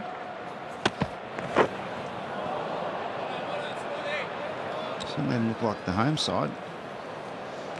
Just look how far back in his crease he plays. And he goes back with that trigger movement. It's almost falling on his stumps with that hook shot, and then he got a little bit further forward and then swiveled and fell over. There's another one back in his crease, just giving himself an extra yard or two of time. So that was the free hit, wasn't it? That last one we saw there where he was really deep in the crease.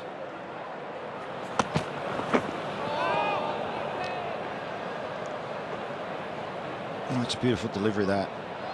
And there you can see that play miss again from Ayu, but down the line of off stump. I just wonder if it's worth Australia's bowling a yard fuller. It's when you square legs, you cover points, come into the game, and pretty sure Spencer will know that he's batting back in his crease, but square the wicket fielders can always give the bowler the indication. Just give them a little bit of a nod, chat to mid-off, that then send the message to the bowler.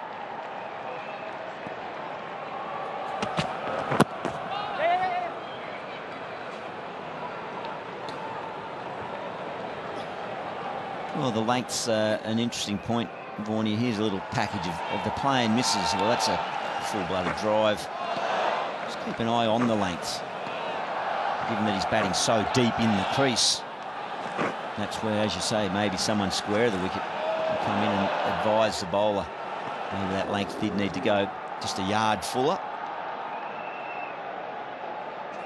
But it's been a decent working over for a young player in foreign conditions, and he's surviving. If the ball was moving around, be it a little bit of swing or seam, would you adjust where you batted, guys? Would you try to get further out of the crease to try and negate the amount of movement, or do you go deeper? Did you have a personal preference, or did you stay where you were? Look, I think if it's seaming, I don't think you can do too much. If you've got a guy swinging it, I guess you could potentially, bat a little bit out of your crease and try and get it before it does swing as much. We've got a juicer and a steam oven, but our favorite appliance is our Aquasana filter. It makes all the water that we drink and cook with cleaner and healthier. Tastes better too. Now up to 50% off at aquasana.com. You've got no clue really with which way the ball's going to be seaming. You see a lot of the modern day players, when the ball's moving around, get outside the line of off stump, get outside the crease, so if it does hit them on the pad, they can nullify one dismissal. I think, for example, in England, when it does seam around a bit, you play as late as you can, and tight bat pad. You don't play out in front of yourself. It's probably one thing you could adjust.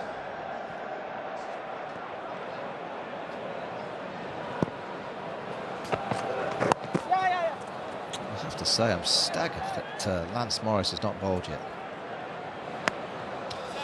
No, defending 140. He's bowled 11 overs. He hasn't had a roll yet. I was surprised that Stoinis took the new ball. Didn't quite get that.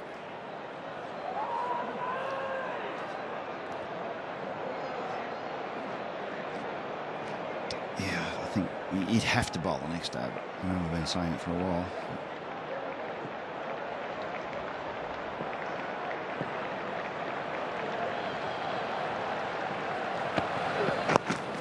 Well, it might not be easy for him because he's going to be coming on the ball with potentially two players that are set.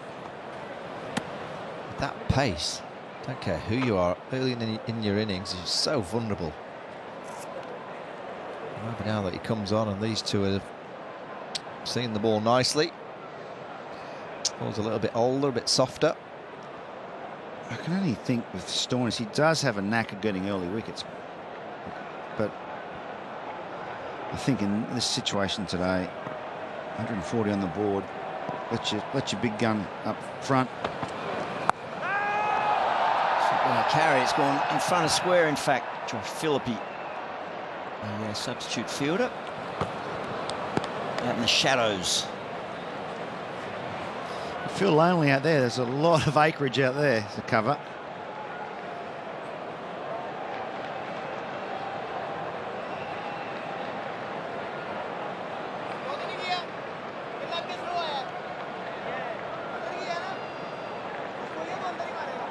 We've got to find something here, Australia. We just need to open the door.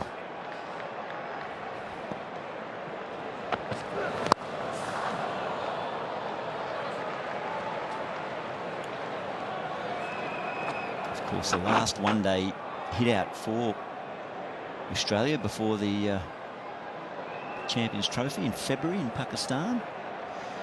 It'll be a completely different looking team to what we've seen today. There's 8 or so players that played in the World Cup final 12 months ago that'll be back and raring to go. Plus the intensity will be absolutely on for Australia. They know how to turn up to any major tournament, and they just seem to have a knack of switching on. You'll have to go back to last year in South Africa, where they were bowled out 3 times inside 35 overs, and they were world champions. So they knew how to switch it on in India, but here we're disappointed that they've not managed to find the intensity. And Australian cricket, you're renowned for it every single game that you play.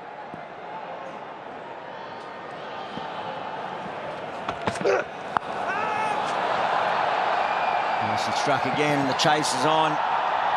He does well. Well, he did well enough to get in and around the ball, but just couldn't tap it back in, and it's anguish from Abbott.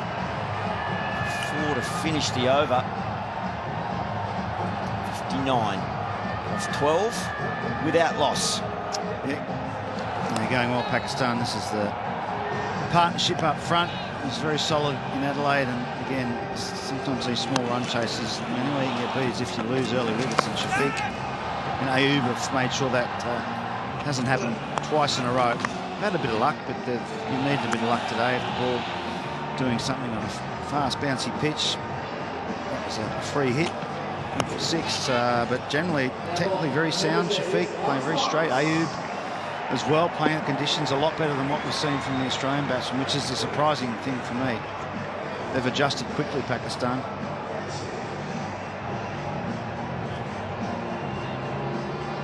.137-run partnership in Adelaide to see them home. And on the way here again today. 9-wicket victory it was. Australia have never lost in Australia by 10 wickets. But here we go. Here's Lance Morris.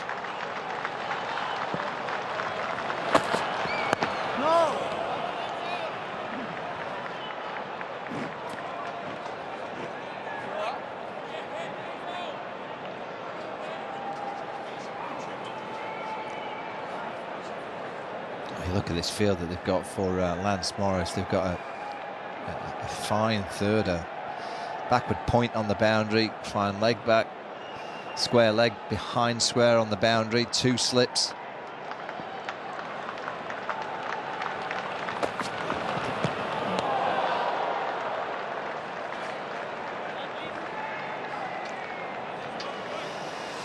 It's a good start by Morris, getting it through nice. He hasn't played a lot this summer, or the start of the cricket season, just a couple of games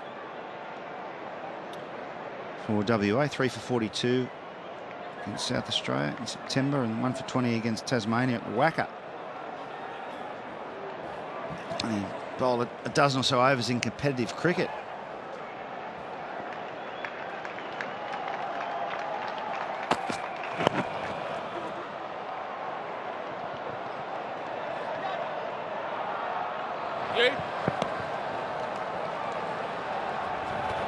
few of the Australians haven't played much. Marcus Stoinis hasn't played at all, as far as I'm aware.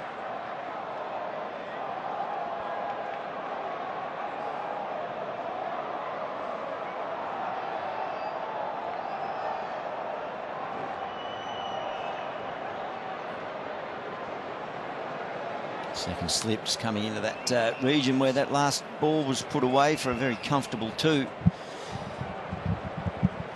Haven't won a game here, Australia. 2 previous occasions in 50-over cricket.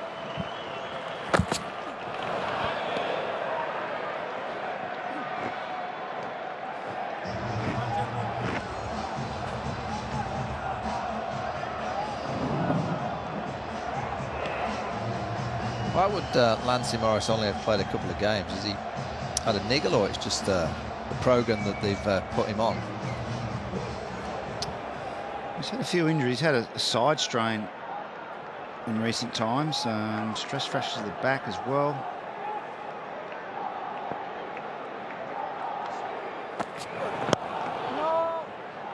I guess it's that fine balance with a quick bowler, isn't it? You don't want to bowl them into the ground that makes them pick up injuries, but you could argue that by not bowling enough overs, you're probably more liable to get injured. He did have a quad strain, I think. Quad, October. He just hasn't played much in 12 months. Side in February, didn't he? Yeah. Canberra. He's hardly played at all in the last 12 months.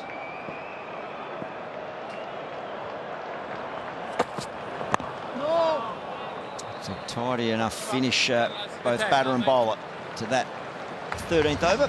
No wicket for 61. Pakistan in a dominant position.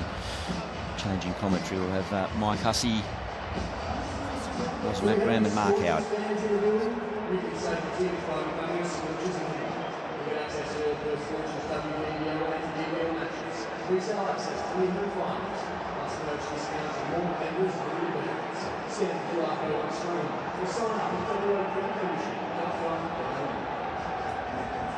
Thanks, Adam. Pakistan cruising along. Just 80 short of a match win and a series win. Perth locals very proud of this stadium. Mike Hussey, as I welcome you. Yes, Howie, a beautiful stadium. The last time I was at this stadium was for the start and finish of the Perth Marathon. When was that? October. Were you running in at Huss? I was running, but by the end I was more like crawling. How was the weather on the day of the Perth Marathon? It was quite humid, actually. Okay. It took its toll, I can tell you. Square legs going back. How long did the Perth Marathon take you, Huss? For most of it, I was going okay, and then the last probably 5 Ks, it took me about an hour. Well, no, about 4 hours 18. Brilliant, well done. Advances, punches it straight down the ground. Ayub starting to get into his work. We saw this in Adelaide when he just caught fire. He moves to 37, Pakistan 65 as we welcome Wasim Akram, a man with a big grin on his face. Absolutely. What a sight this, and what a shot from Simon Ayub. He's looking so good, in control. They struggled early on with the new ball. Obviously, it's not an easy pitch to bat on. But like Adelaide, they both are well set. Partnership is good. 65 now. Safiq is on 24, who's looking equally good. That's a very good and bright sign for future of Pakistan cricket. Especially these two youngsters as far as batting concerned. We've seen the bowlers. Another pull shot with control in front of the square. They're going to settle for one. From bad to worse for the Australians, the new rule that's been introduced that we spoke about in Adelaide, if you take more than 1 minute between overs in the field, from when you bowled the 6th ball to the 1st ball, you get 2 warnings. If you get a 3rd warning, it becomes a 5-run penalty. Australia has had 2 warnings. So that's a 60-second gap between overs, as opposed to being behind for the actual over rate. So they've had 2 warnings. So 1 more, Pakistan will be even closer. Shafiq, away from a diving mid-wicket. More runs though. Save your legs. Pakistan all of a sudden roll to 70. Yeah, this is good batting from Pakistan. For a visiting team, I feel as though they are playing the conditions much better than the Australians, who should know these conditions a lot better than Pakistan. But they soaked up a little bit of pressure early. Now they've realised this ball's getting a bit softer. It's flattened out nicely for them, and they're starting to play their shots and show some class. Yeah, this is Abdullah Shafiq's favorite shot. Back of a length, he picks up that length beautifully. And it was up in the air for a while, but it was firmly hit. Fielder had no chance. Shafiq again defends back to Abbott. It's a true pitch. So once you do get through that initial period, it comes onto the bat nicely, you can trust the bounce, and that's when you can play those cross-bat shots. And I think that's where the young Fraser McGurk got to learn. I understand you can hit every ball out of the park, you need to get 110 overs, but respect the bowlers, respect the conditions, and Pakistani fast bowlers are one of the best fast bowling attacks in world cricket compared to Australia as well, like Mitchell Starc, Hazelwood, Cummins, and we have 4 of them. Slower delivery by Abbott.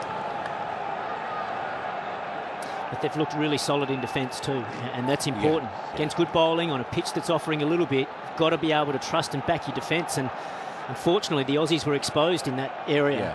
Against good bowling, yes. And both these batters, they also play test cricket for Pakistan, so you can see their technique is very good as far as defence concerned.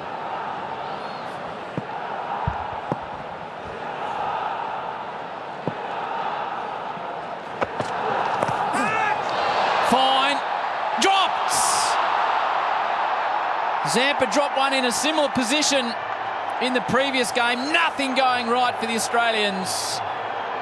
Drops his head, belts the turf. Abbott doesn't get the breakthrough. Pakistan, none for 71.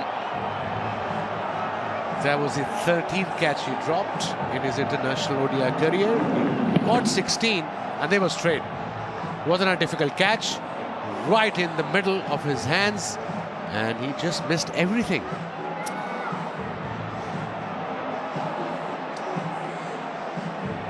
David Warner was telling us about him having some work done on his eyes, which vastly improved his work in the field, but unfortunately that one got away from Adam Zampa. Yeah, he's disappointed, and rightly so. It's an important catch, but Pakistan are looking really controlled. Coming back to Pakistan, the way they performed in the series, even I said before the series, it would be a big deal if they win 1 game out of 3. And they proved me wrong. I'm happy. I'm over the moon, actually. Work down a third man for a single. How's this being received at home? I'm not sure what the time is. We are 6 hours behind, so it'll be perfect time, 11 o'clock Sunday. And everybody will be awake the previous watching cricket. Win received, and what will this be like if very you win the positively, series? very happy. Everybody was happy because they love their cricket in Pakistan. The support they get in Australia. One, stand on my left is this is full of Pakistanis supporting their team, and at Adelaide he had a great support, and so did at MCG. Nice. G'day to everybody who's watching back in Pakistan, enjoying what they're seeing, no doubt, on Fox Cricket. So Morris, who's been delayed into the attack, gets his opportunity. Shirt out. A lot of injuries, as Adam spoke about. He's got 2 slips. Cross breeze.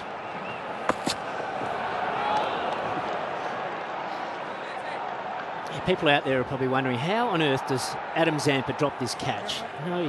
Quite often it's a lapse in concentration. He would have been out there in the outfield thinking this game's getting away from us. Am I going to get a bowl? The mind just starts wandering off onto other thoughts, and then suddenly, in a split second, there's a catch coming to me, and all you have to do is not be fully switched on for a matter of seconds, and this is what can happen. And I think that's what he'd be cursing himself about more than anything, is it's more than likely a lapse in concentration. Because the balance was there. He was under the ball perfectly.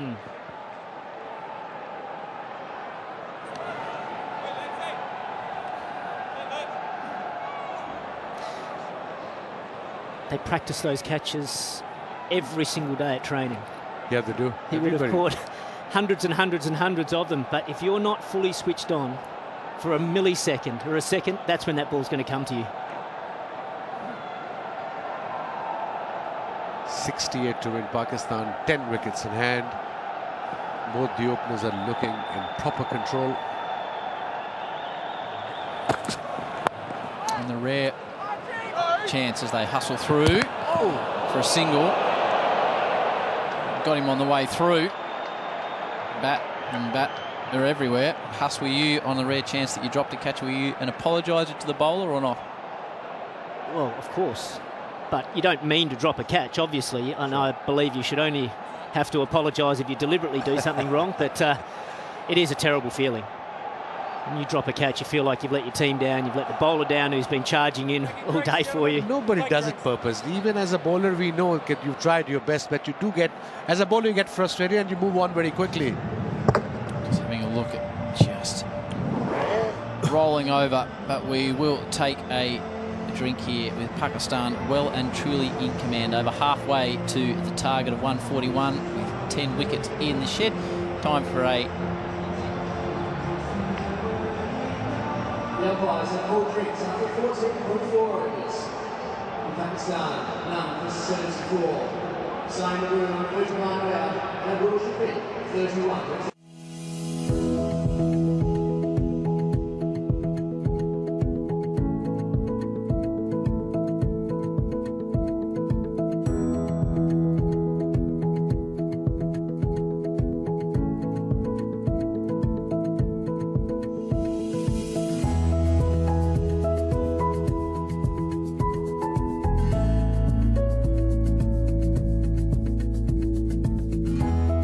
Do you use Viagra or Cialis? Have you been thinking about trying Viagra or Cialis? What if we could promise you the same results for less than $3 a pill? If you're paying $20 a pill for Viagra, you're getting taken to the cleaners. Our pill delivers the exact same results for less than $3. We'll do the math for you. You save more than $16 a pill for the same results. Want more? We'll give you 40 blue pills or 40 yellow pills for $99 and add 4 more pills free. You save more than $500. You don't have to be a rocket scientist to know what to do next. You need to call us right now and get your 44 pills for just $99. Stop overpaying for Viagra. Call us and start saving a ton of money for the exact same results. Ordering is fast and easy with your pills delivered to your door in an unmarked package. Call us right now, 800-655-0945, 800-655-0945. That's 800-655-0945. This right here is confidence in a bottle. It makes me feel so much more confident than I've ever felt. They are some of the hottest videos on social media. Those videos claiming to instantly get rid of bags under your eyes. Annette Figueroa is here to tell us why she says this one is for real. This one is for real, and I'm so excited. We even have a video, and all he uses is a small amount on a clean, dry face. And what it does is it tightens and lifts the appearance of bags underneath your eyes. And I did this to my father. We were at home, so we applied it to his under eye bags, and let me tell you, we were so excited. In under 10 minutes, they visibly disappeared from view, and now it is literally part of both of our daily routines. And not only does it work on the bags, it works on the appearance of crow's feet, fine lines, and wrinkles. At our $14.95 price, it's the best way to try Plexiderm and see it work after your first application. Call the number on your screen. Call 800-538-5174. long way towards a match win and a series win. None for 74 with the great Babar Azam to come next. Well, they've played the better cricket so far. Pakistan bowled beautifully earlier today. Got that ball moving and picked up wickets regularly, and then this opening partnership has been superb. They negotiated a difficult early period when the Aussies were pushing hard. Spencer Johnson, I thought he was impressive with the new ball. Looked dangerous, but they just absorbed that pressure, and now they're starting to really blossom and play some beautiful shots all around the ground. And that's what we were talking about. You have to respect the opposition, respect the situation and the conditions. If the pitch is moving around, ball is swinging around against the best bowlers, just take your time. Like Saim Ayub and Asad Shafiq did, chasing a small total of 140. And coming back to Pakistani fast bowlers, I mean, it was incredible performance by all of them. Talk about start off with Shaheen Shah Afridi swinging the ball both ways with the new ball with control, and Naseem Shah, beautiful outswings, right length, right line, good pace. Then of course the man of the moment, Haris Rauf, got a couple of important wickets, 10 wickets in 3 match series. It's a big deal. And then of course Hasnan got a wicket or 2 as well. He's got pace, but he's improving day by day. He's gaining confidence. Norris to finish his over to Shafiq. Squared up. No damage done. After 15 overs, Pakistan none for 75. One of these has chlorine, microplastics, and forever chemicals in it, and one is Aquasana filtered. With our Aquasana water filter, every glass is cleaner and healthier. Wait, which one? Now up to 50% off at aquasana.com. Selfies have a chat to the biggest names in cricket, like David Warner, Mark Ward, Michael Vaughan. Crosses, we'll hear from Ravi Shastri, Harsha Bhogle, and then it all finishes with Brad McNamara, Brett Lee, Gav Robertson, Shane Lee, and the 6-and-out band led by the great New South Welshman Richard Cheekley. So get your phone on that. Tickets very affordable. You'll see a night of entertainment. Cricket Rocks. That is Friday the 15th at Sydney Coliseum. Looking forward to that event.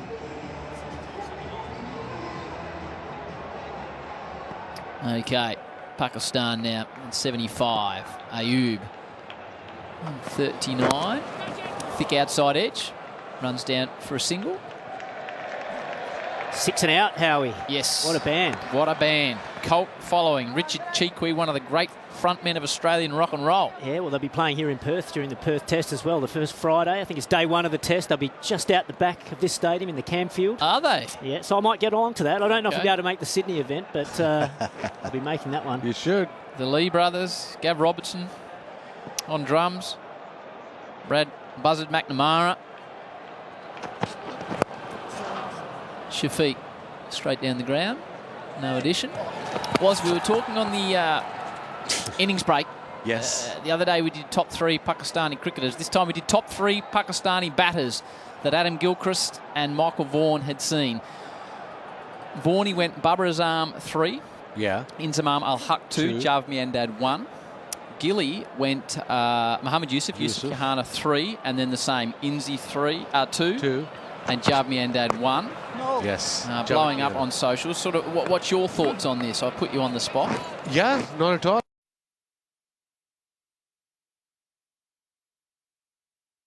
Yunus Khan. Yusuf and Yunus very close because of his consistency. Number 2 got to be Inzamam Ul-Haq. A lot of runs, calm, very talented. And number 1 got to be the great Javed Miandad. Need to hear a bit more about Javed Miandad, a man you won the World Cup with. Shafiq, what made him so good? I think it was just not his batting record. His averaging is almost 50 in Test cricket. It's just the attitude. Especially in the 70s and the 80s, he used to have a go at bowlers. He used to talk to them. He used to walk like this in front of them. And he started all this positive attitude that we have now as a Pakistani team. Him and great Imran Khan. As far as, what I saw, maybe there were greats before, like the great Zahir Abbas, Mushtaq Ahmed, Mushtaq Muhammad, Asif Iqbal. I might be missing a couple of names here and there, but, Average 52, 23 Test hundreds, Javed Miandad, and a World Cup. And a World Cup. Alongside you at the MCG. It was the best cricketing mind. And he was my first captain, picked me up out of the blue. In general, taught me a lot of things on and off the field. So, yeah, apart from that, best batsman we ever had, no doubt. He used to niggle the opposition a lot too. Absolutely, every time. There's a famous photo of him stirring up Dennis Lilly. Yes. I think it was at the Wacker ground as well. He was at the Wacker. And he was just poking him with his bat. And direct hit. And the way it's going for Pakistan, they're taking an overthrow. Everything going right for the visitors. Not for the locals. End of the over, none for 80. But they just want to check that one, Howie. Direct to third umpire. We're an umpire review for run out at the strikes end. Be your first side on when available, please.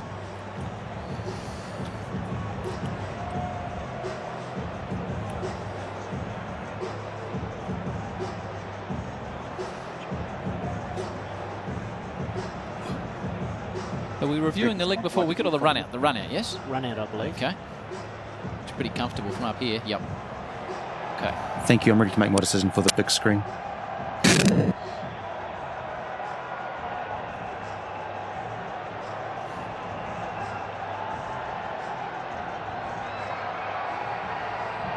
That's why I asked the question, because I was pretty confident that the run out wasn't going to be out. So both the teams have a slow over rate. One team is 20 minutes behind, other one is 15 minutes behind. The umpire take the run out decision, and the guy was passing literally the second line. I mean, who's going to look into these things?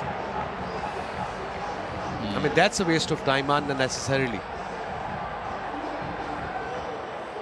Zampa gets an opportunity. So often he turns matches for Australia. This might even be beyond Adam Zampa. He's got straight, long on, just forward a square and backward square, and protection out on the point fence.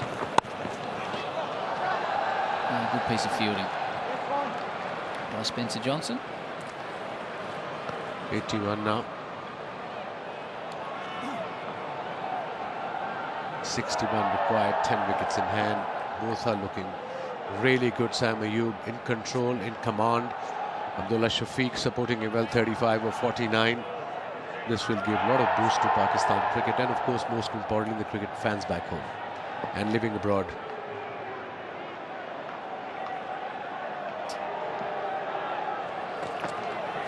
Oh, nice Pakistan contingent, and a lot of people have moved to Australia from the crowds we saw in Melbourne, Adelaide, and here in Perth.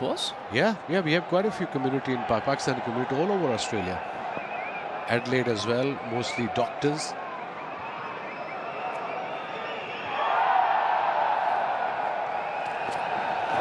Down, Max! Where was it where you had that barbecue and you showed me the photos of that freshly baked naan? Adelaide. One of Pakistani Council General Muslim, who is the Victoria Council General, very good friend of mine. His friend, doctor, one of the doctors, is a great guy as well, who took me to that village for breakfast, a German village just outside Adelaide. Handorf. It was very nice. And he made fresh naans, Bihari kebabs. And you showed us the photos. I did. Thank I you for did. that. I did. He was literally, had this dough and he was making naans and putting on the thing and just putting in that huge oven, that Still pizza oven. Puffed up with the hot air. And Yeah. Next time I'll take you there. Hard to beat. Shout out to Doc. Zampa looking to get something happening. Ayub. It's been a find of the tour as far as Pakistan's concerned. I mean, Pakistanis love their food. The other day, I think just before the game or after the game in Melbourne, Shaheen Afridi and Haris Rao went to Daddy Dong to eat Pakistani food. That was an hour away from Melbourne. Barbecue? I think it was a barbecue. I saw their video. Zampa worked backward a square for a single, none for 84. We did discuss this last year, when you explained that Pakistan are big, as a general rule, on the barbecue and the meat. Yes, we are a very meat-oriented country, absolutely. And a couple of dishes that you probably haven't tried it. It's called nihari. Nihari? What's in nihari? You can meet it, either cook it with lamb or with beef. Overnight chicken, you can't make chicken nihari. People do, but we believe it's not right. Okay. Either it's beef or lamb, mostly beef. And it's cooked overnight with a lot of spices in it. And then you have it with fresh hot naan. With lemon on top, and cut ginger, and fried onions. Jeez, it sounds as good. garnish, yeah. Need to get to your part of the world, Was. Hungry boys? Really do. Let's see Laurie Colliver drooling over there. Morris to Abdullah. Straight back to him, catch taken. Really well done, Lance Morris. In front of his home crowd, Australia finally get a wicket. Shafiq's innings comes to an end. Fine caught and bowled by Lance Morris. Yeah, it's a good piece of work from Lance Morris. He's pretty happy about it too, and rightly so. Hit back firmly. Not easy as a fast bowler to take this after you follow through. Good hands. Pakistan lose their first wicket. With 84 on the board. Shafiq the man to go for 37. Good little innings from Shafiq. I mean, he was unlucky. They middled the ball. What a catch in his follow-through, like you explained us. It is difficult for a bowler, especially in his follow-through. But he played well. One of these has chlorine, microplastics, and forever chemicals in it. And one is Aquasana filtered. With our Aquasana water filter, every glass is cleaner and healthier. Wait, which one? Now up to 50% off at aquasana.com. This is the Ridge. It's a modern wallet designed to stay minimal, sleek, and compact in over 50 colors and styles. And the best part is, it comfortably fits in your front pocket, so you can easily slide it in and out. There's no better time to upgrade your gear. Find yours at ridge.com. bowling rapid in his follow-through, not easy to hang on to those. Clean as a whistle.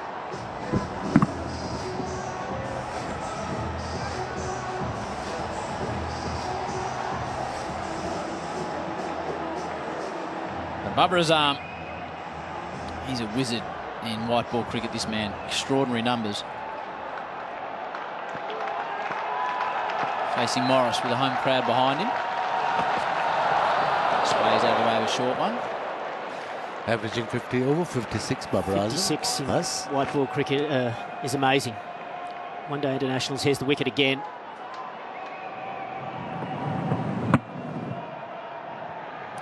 Babar Azam was left out of the Pakistan Test team after the first Test against England. How would he have taken that? Because that would have been a big blow. We've taken them positively. Has he? Maybe he got rested, him and Shaheen and Naseem, and they came back after 2 Test matches. And look at the performance. I think they needed a break as well. They've been all playing 3 formats for the last couple of years on the run. That's the pace we talk about. That's why we talk about this bowler, Lance Morris. Very exciting. 140, almost 142 kilometers an hour. I would have given him the new ball if he were defending a small total, but that wasn't the case today. Good carry as well. He's sprinting in after getting his wicket. He's one of the best batters in world cricket. He hasn't played a lot of cricket so far this season, Lance Morris, so it's a good hit out for him. Early season or injury? He's had a few injury troubles, yes. Babar's numbers, 3100s, 19 in one-day cricket. Averages in one days against Australia. You can see it there, quite extraordinary. 65 with 300s in 13 matches. And that too against Australia. That shows the caliber of his batting. Michael Vaughan put him as the 3rd best Pakistani batsman he'd seen. He will be there eventually, no doubt, Babar Azam. That's I picked up the people who are actually retired. Absolutely. Morris from the Justin Langer stand in to Babar with a slip. Just drifts onto the pads, and it's easy enough for Babar to work it to the onside to open his account. Yeah, just going back to Lance Morris as well, it'll be interesting to see if he gets an opportunity in the Test team this summer against India. He's been in and around the squad for a number of years now. He's had a few little injury niggles, but if he can get his bowling loads up, it'll be interesting to see if the selectors stick with the same group of bowlers. Cummins, Stark, Hazelwood. Boland. Scotty Boland's definitely around the mark as well. But Lance Morris is right there in the mix as well. Because it'll be tough for the bowlers to play 5 Test match series. Bowled in! Morris has got a second. Ayub departs. Played on. And some joy for Lance Morris.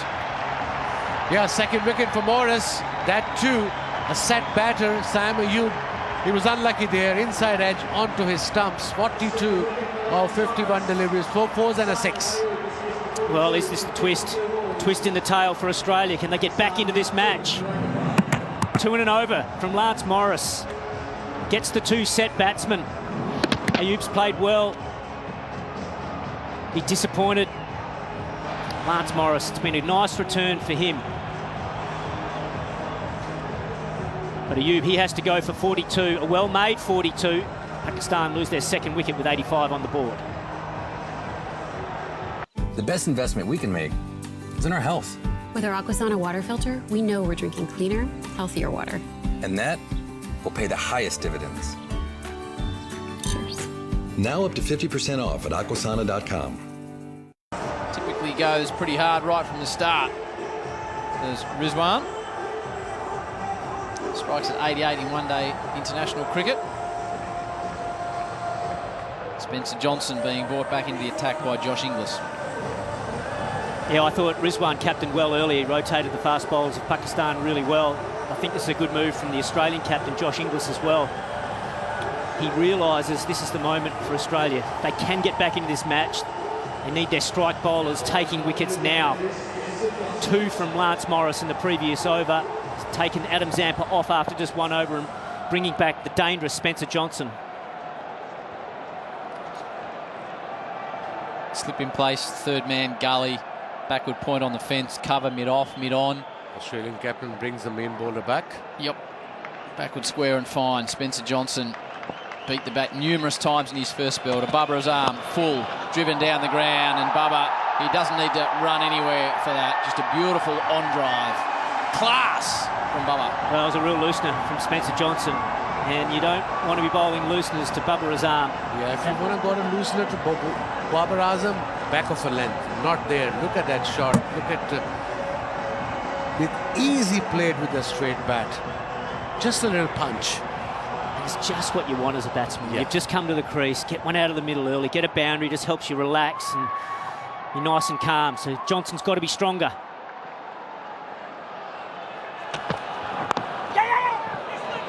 Sent back. Good call by Rizwan, otherwise it would have been very, very close. Babar is saying sorry. You were absolutely right.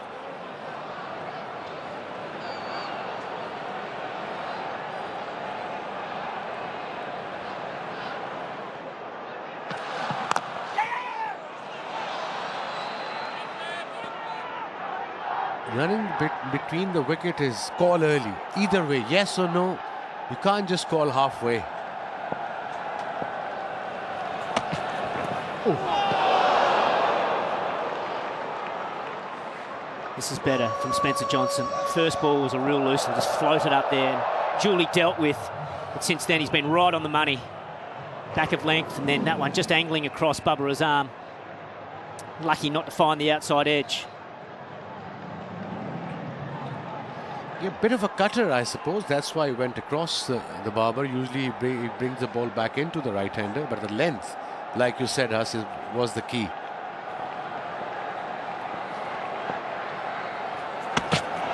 No. Slightly squared up there, Azam.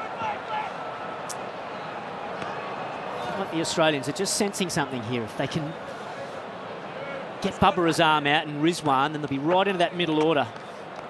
Put Pakistan under pressure again. It's a good move from Josh Inglis.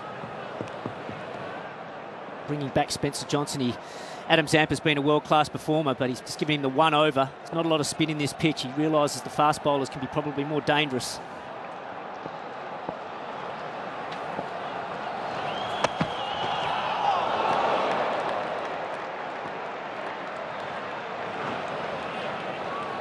.52 to win, 8 wickets in hand. New batters on the crease. Babar Azam is in 5. Skipper Rizwan just walked out. A bit of a buzz going around in this ground today. I like that. A bit noisy.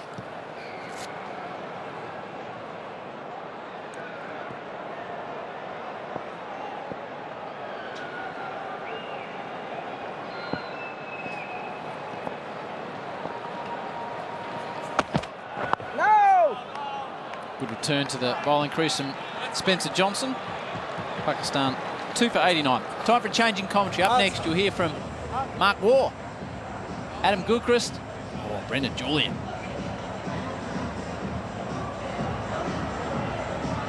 Report any social media saying staff immediately. Text 0409 317 771. Thanks, Howie. 8 to go for Australia. Thanks to Lance Morris, 2 for 6. 2 for 89, Pakistan.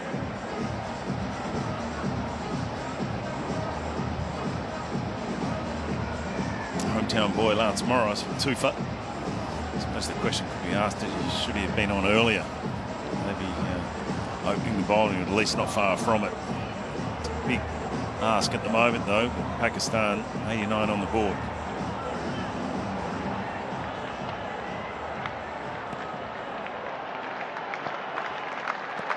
Rizwan places his first delivery.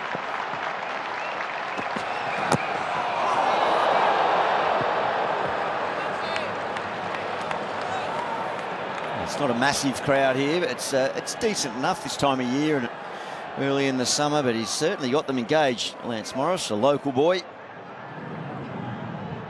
Good pace, and he's just challenging the new player. Break that partnership was so vitally important for Australia, just to be an unlikely recovery from here. But this partnership, they're the two experienced players. After that, there's not a lot of matches amongst the rest of the order. 2's the call. He should get it due to a little miss-hit there. Didn't quite come out of the middle. Yeah, it would have been interesting if Morris had been given that opportunity a little bit earlier. I don't think he likes bowling with the new ball. He doesn't do it a lot for the Scorchers or WA. Yeah, Harris Ralph. He some stays bowlers away from the new test. can't control.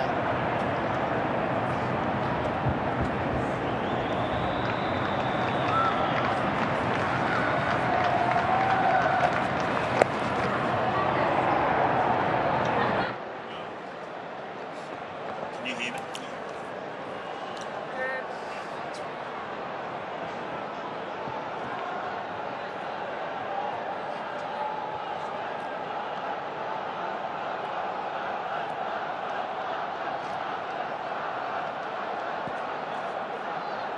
Just need the little steadying partnership here. That's what's required for Pakistan. Certainly no panic, but just the experience of these two. Just to consolidate again. 49 required.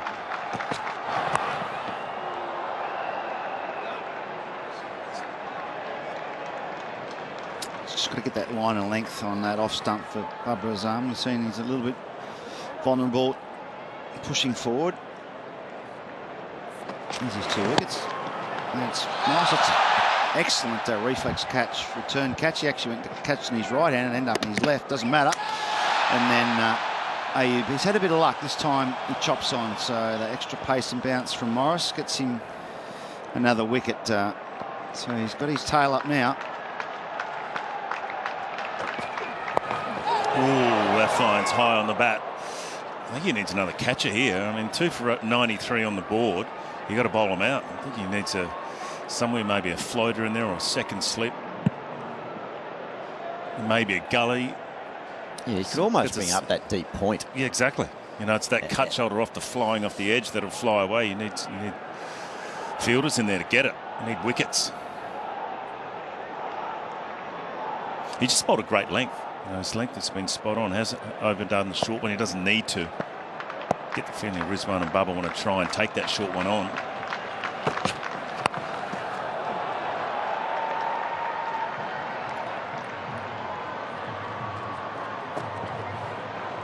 Only the over 20th done.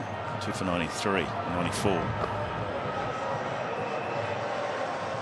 Well, he's got a really strong action. Just ambles up to the crease, but it's all in the power on that last stride there. He's got to sometimes he looks inside that front arm. You don't always have to use that front arm on the inside or the outside when bowlers look. That one there, that front leg is key as well. He gets up and over the top very quickly, and that's where he gets his power from. There's a big load up there, isn't there? It's a strong action, puts a fair bit of pressure on his body. I think if you can get him into Test cricket as well, I reckon he could be a real handful. We've got a good group of young bowlers coming through. Spencer Johnson was good last year as well. He was in the squad, wasn't he, for a long time against Morris last summer. He just never played. There was a couple of times I thought they may have thrown him in. Well, even in this game, I thought they could have gone with Xavier Bartlett in as well and just go, you know what, let's try these young 4 quick bowlers, give Adam Zampa a rest, use short and maybe Maxwell to do the spin option. But these conditions, when you come to Perth, sometimes you look at the pitch, you go, you know what, the quicks are just going to be more effective. He was outstanding in his couple of one-days at the start of the year. Unbelievable. A pair of 4-wicket hauls, I think, against the West Indies. Yep. Xavier Bartlett in the middle. Marley Beedman there as well.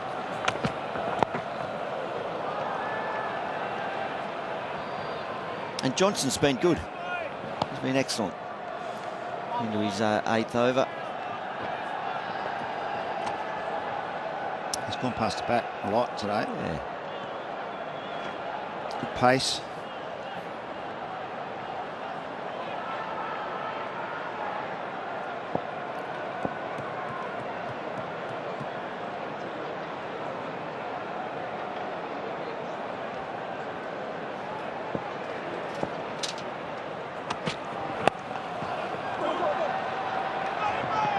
Wants 2, and we'll get it easily. Just chipping away at the total, Pakistan.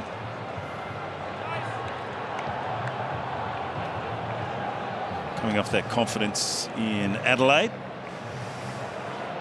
1-1 in the series, they come to Perth, and well on top here in this third and the final decider.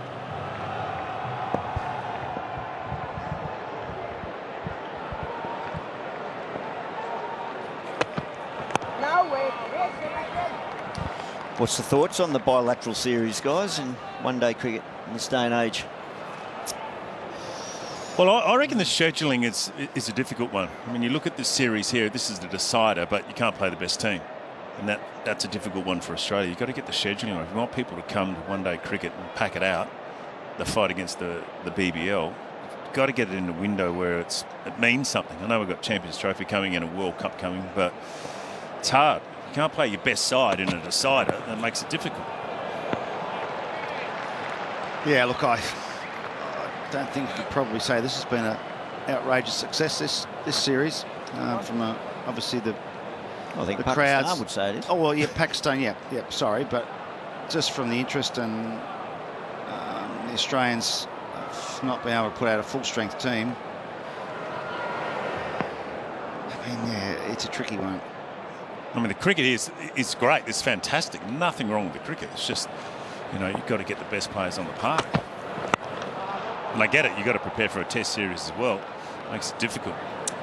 And it's the end of the over. 2 for 97.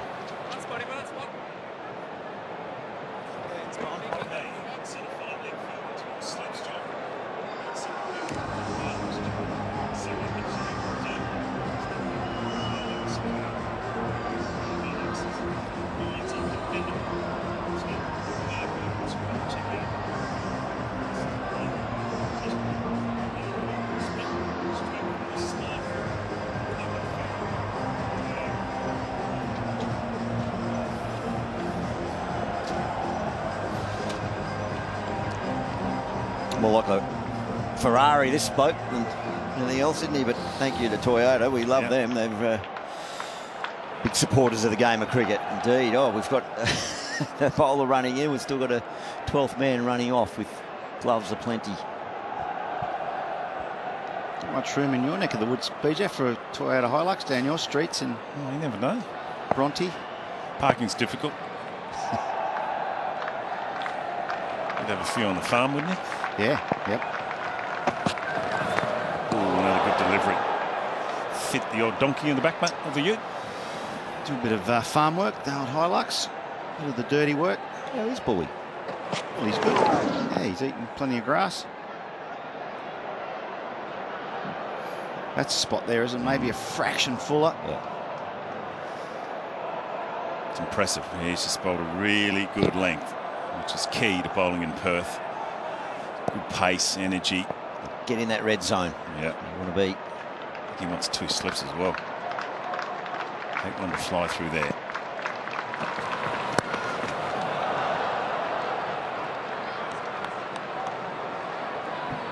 Just lacking a little bit of consistency, Lance Morris, from not having played a lot. Just dragging that odd one down short. You can see him shaking his head. He's not happy. He knows when he gets in the right areas, he's real dangerous.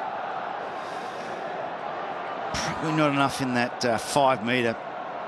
You can see where the wicket is, the white ball. That's pretty much smack bang on 5 metres.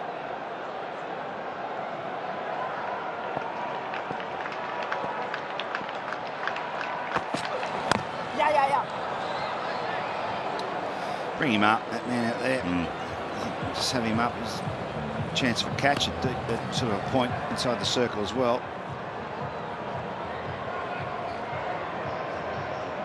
The thing with he's bowling 5, he might bowl 7. He's got to bowl 10. You got to make sure he's bowling 10 and Spencer Johnson bowl 10. So you got to give him the best chance with the field up and bring those catches into play.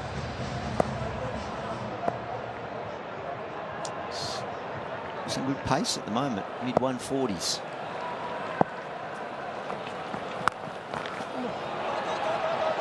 I'll look for 2 here. sort of looking into the sun too, deep square. Never easy. 100 up for Pakistan. What do you think, Gilly, one-day game now? Of the bilateral series? And moving forward?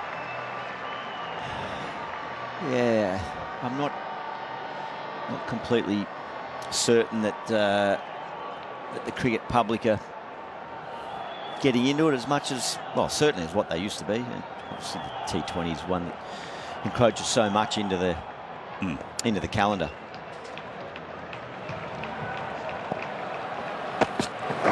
No.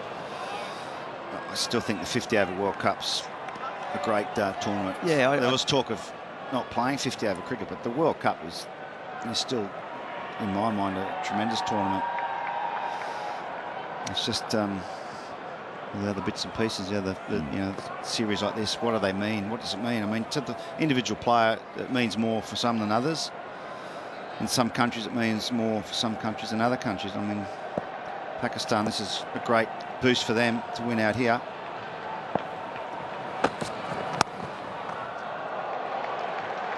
Got a hand on it. Glenn Maxwell.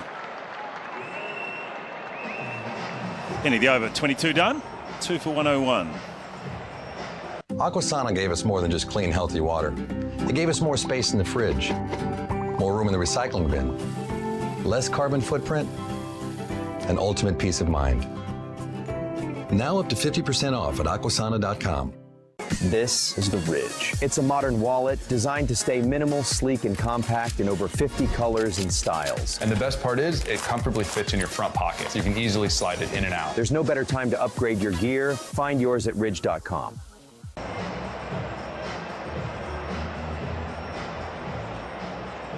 Sean Abbott back into the attack, into his 5th over.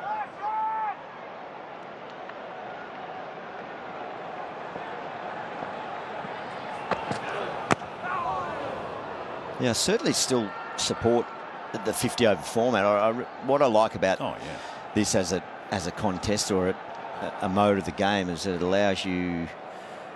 allows teams to be able to have bad periods but then recover.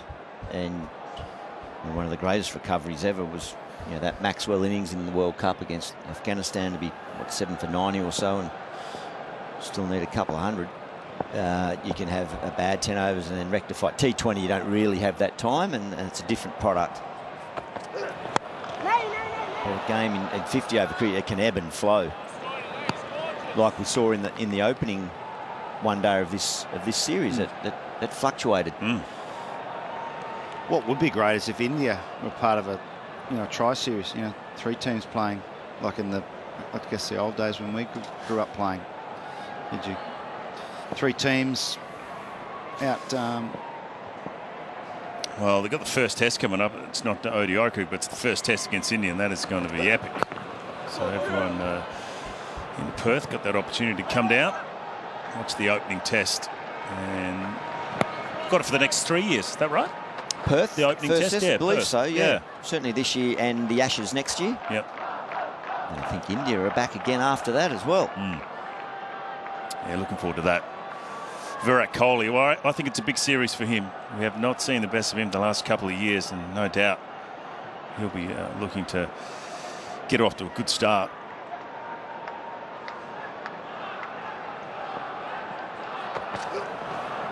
Another playing miss there.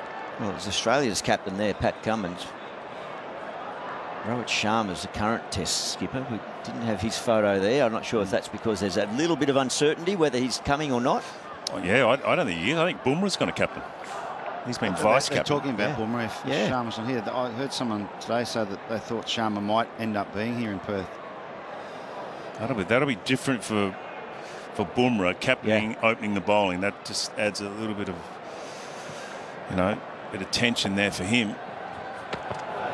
I reckon it's a big test for India. This series wouldn't be too many Test series where there's been opening bowlers, captains of both teams, would there? Back 2 keepers in the ODI captaining. I remember the last time it's been either. But there's drummers in the band, they're always just forgotten, aren't they? Just sitting at the back. And you notice them when they make a mistake. But yeah, I mean, India, you can't believe they've got beaten home 3-0. How they bounce back is going to be very, very interesting. I think they'll bounce back strongly. Whether they've got the arsenal to beat us with the ball. Mohamed Shami's a huge loss. Yeah. Down the wicket and over the top. He's had enough. Gets enough on it too, and it clears the rope. He wants to finish it early, the skipper. And a good shot. Finished the end of the over as well. 2 for 110.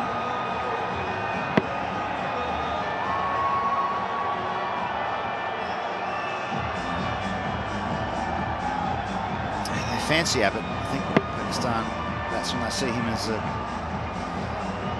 player they can get hold of. He's a jack in the box, isn't he, Rizwan? Never know what is going to happen when he's got stick in hand or the gloves.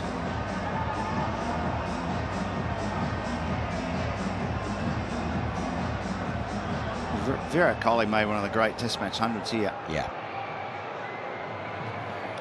But his last 4 years, he's averaged 33.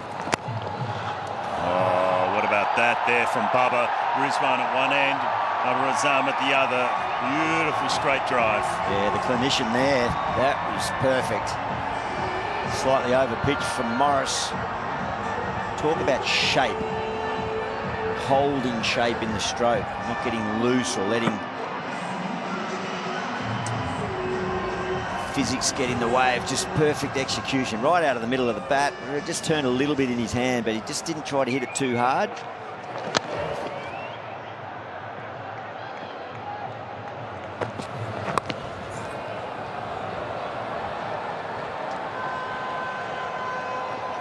And then just open the face and run it down the third man. That's what Australia didn't do enough of. That one that just bounced a bit more. The Australian batsman tried to cut it or play it off the back foot hard.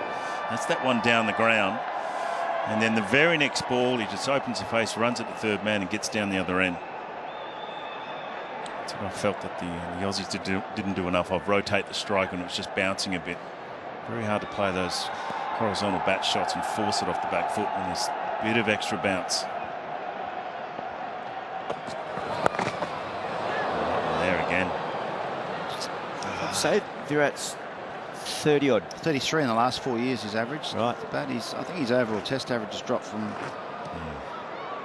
low to mid-50s to what's about 48 now. He averaged 15 in that series against New Zealand, and I was so surprised he was getting knocked over by spin and the way he was playing it. Yeah. You know, a sweep shot bowled, missed a full toss bowled. That's just not like him. Yeah, he looked like he was urgent. Everything, there was no calmness about his batting. You know, he ran himself out. Off the last ball, and the test before he nearly ran himself out as well.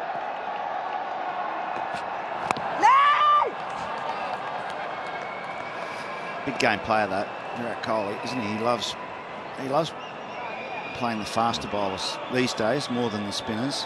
I get the feeling the Australians will bring the best out of him. I reckon he likes that sort of challenge, though. Might be a little bit of niggle out in the middle, and I think he will thrive on that. And it might be the last time we see him. Who knows? Who knows? 36, 37 years of age. He might be 36. There'll be a few players in this Sharma. series that you may never see again in Australia, I'm talking. Yeah.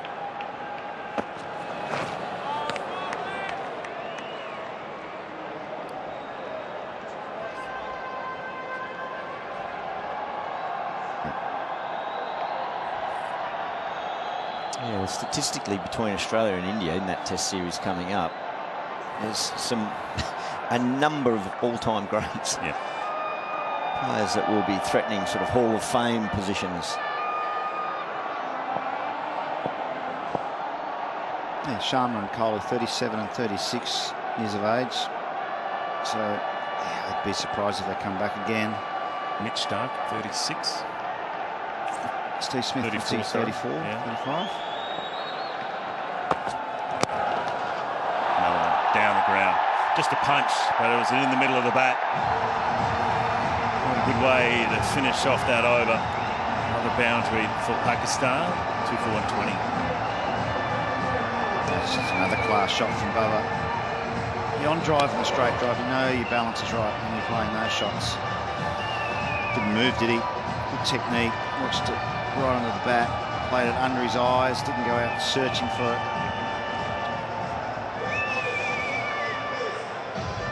that weight transference. Just that balance over the front foot, slightly bent front knee. There's classy stuff from Babar Azam. Just 21 away from victory. There's the Indian squad.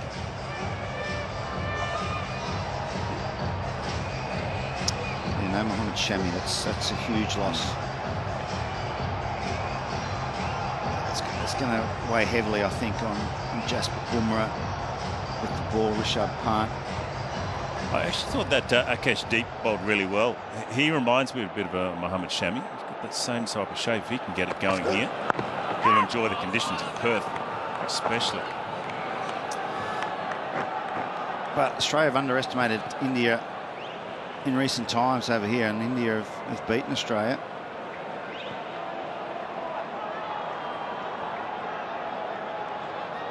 They've got to sort of maybe pick an opener if Rohit Sharma's not there, as it be Shubman Gill. He's had his injuries. And Jarrell's batted beautifully in the India A fixtures. There's talk of him playing as an out-and-out batsman.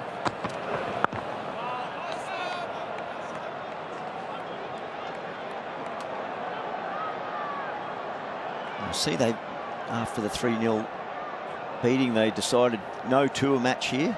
It's going to have centre wickets. At the Wacker? Yeah, for 3 days. Or match simulation, if you like. Yeah, it's interesting, that.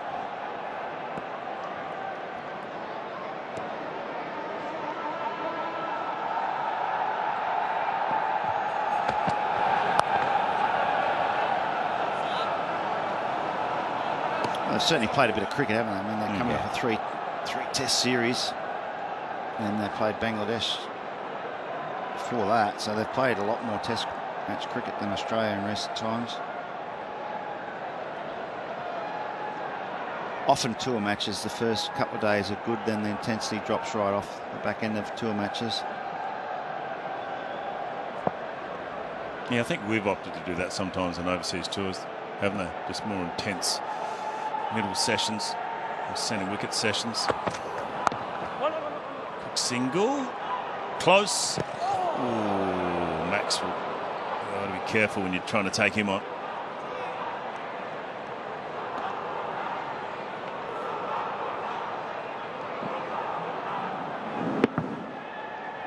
He got it cleanly in his hand. It just sort of had to get it, gather in his hand a bit more. Put it on the glove.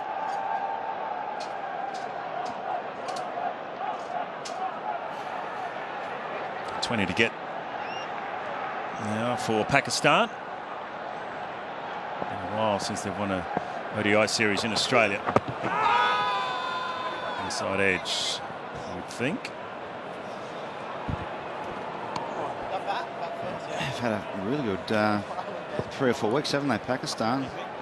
Winning the test series against England, then against all odds, and they're coming out here, and this series is pretty much over, so it's a big victory for Pakistan cricket. Jason Gillespie's his reign as coach is he coach?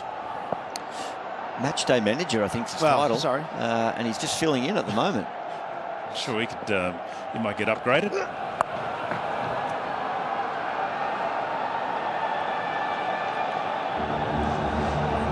25 overs done. Over. Under 20 now for Pakistan. 2 for 123. Changing commentary. Michael Vaughan, Mike Hussey. You'd do anything to keep your family healthy. So, isn't it time that you started thinking about your water? With Aquasana, the contaminants you worry about most are removed. Get clean, healthy water in your home today. Now up to 50% off at aquasana.com.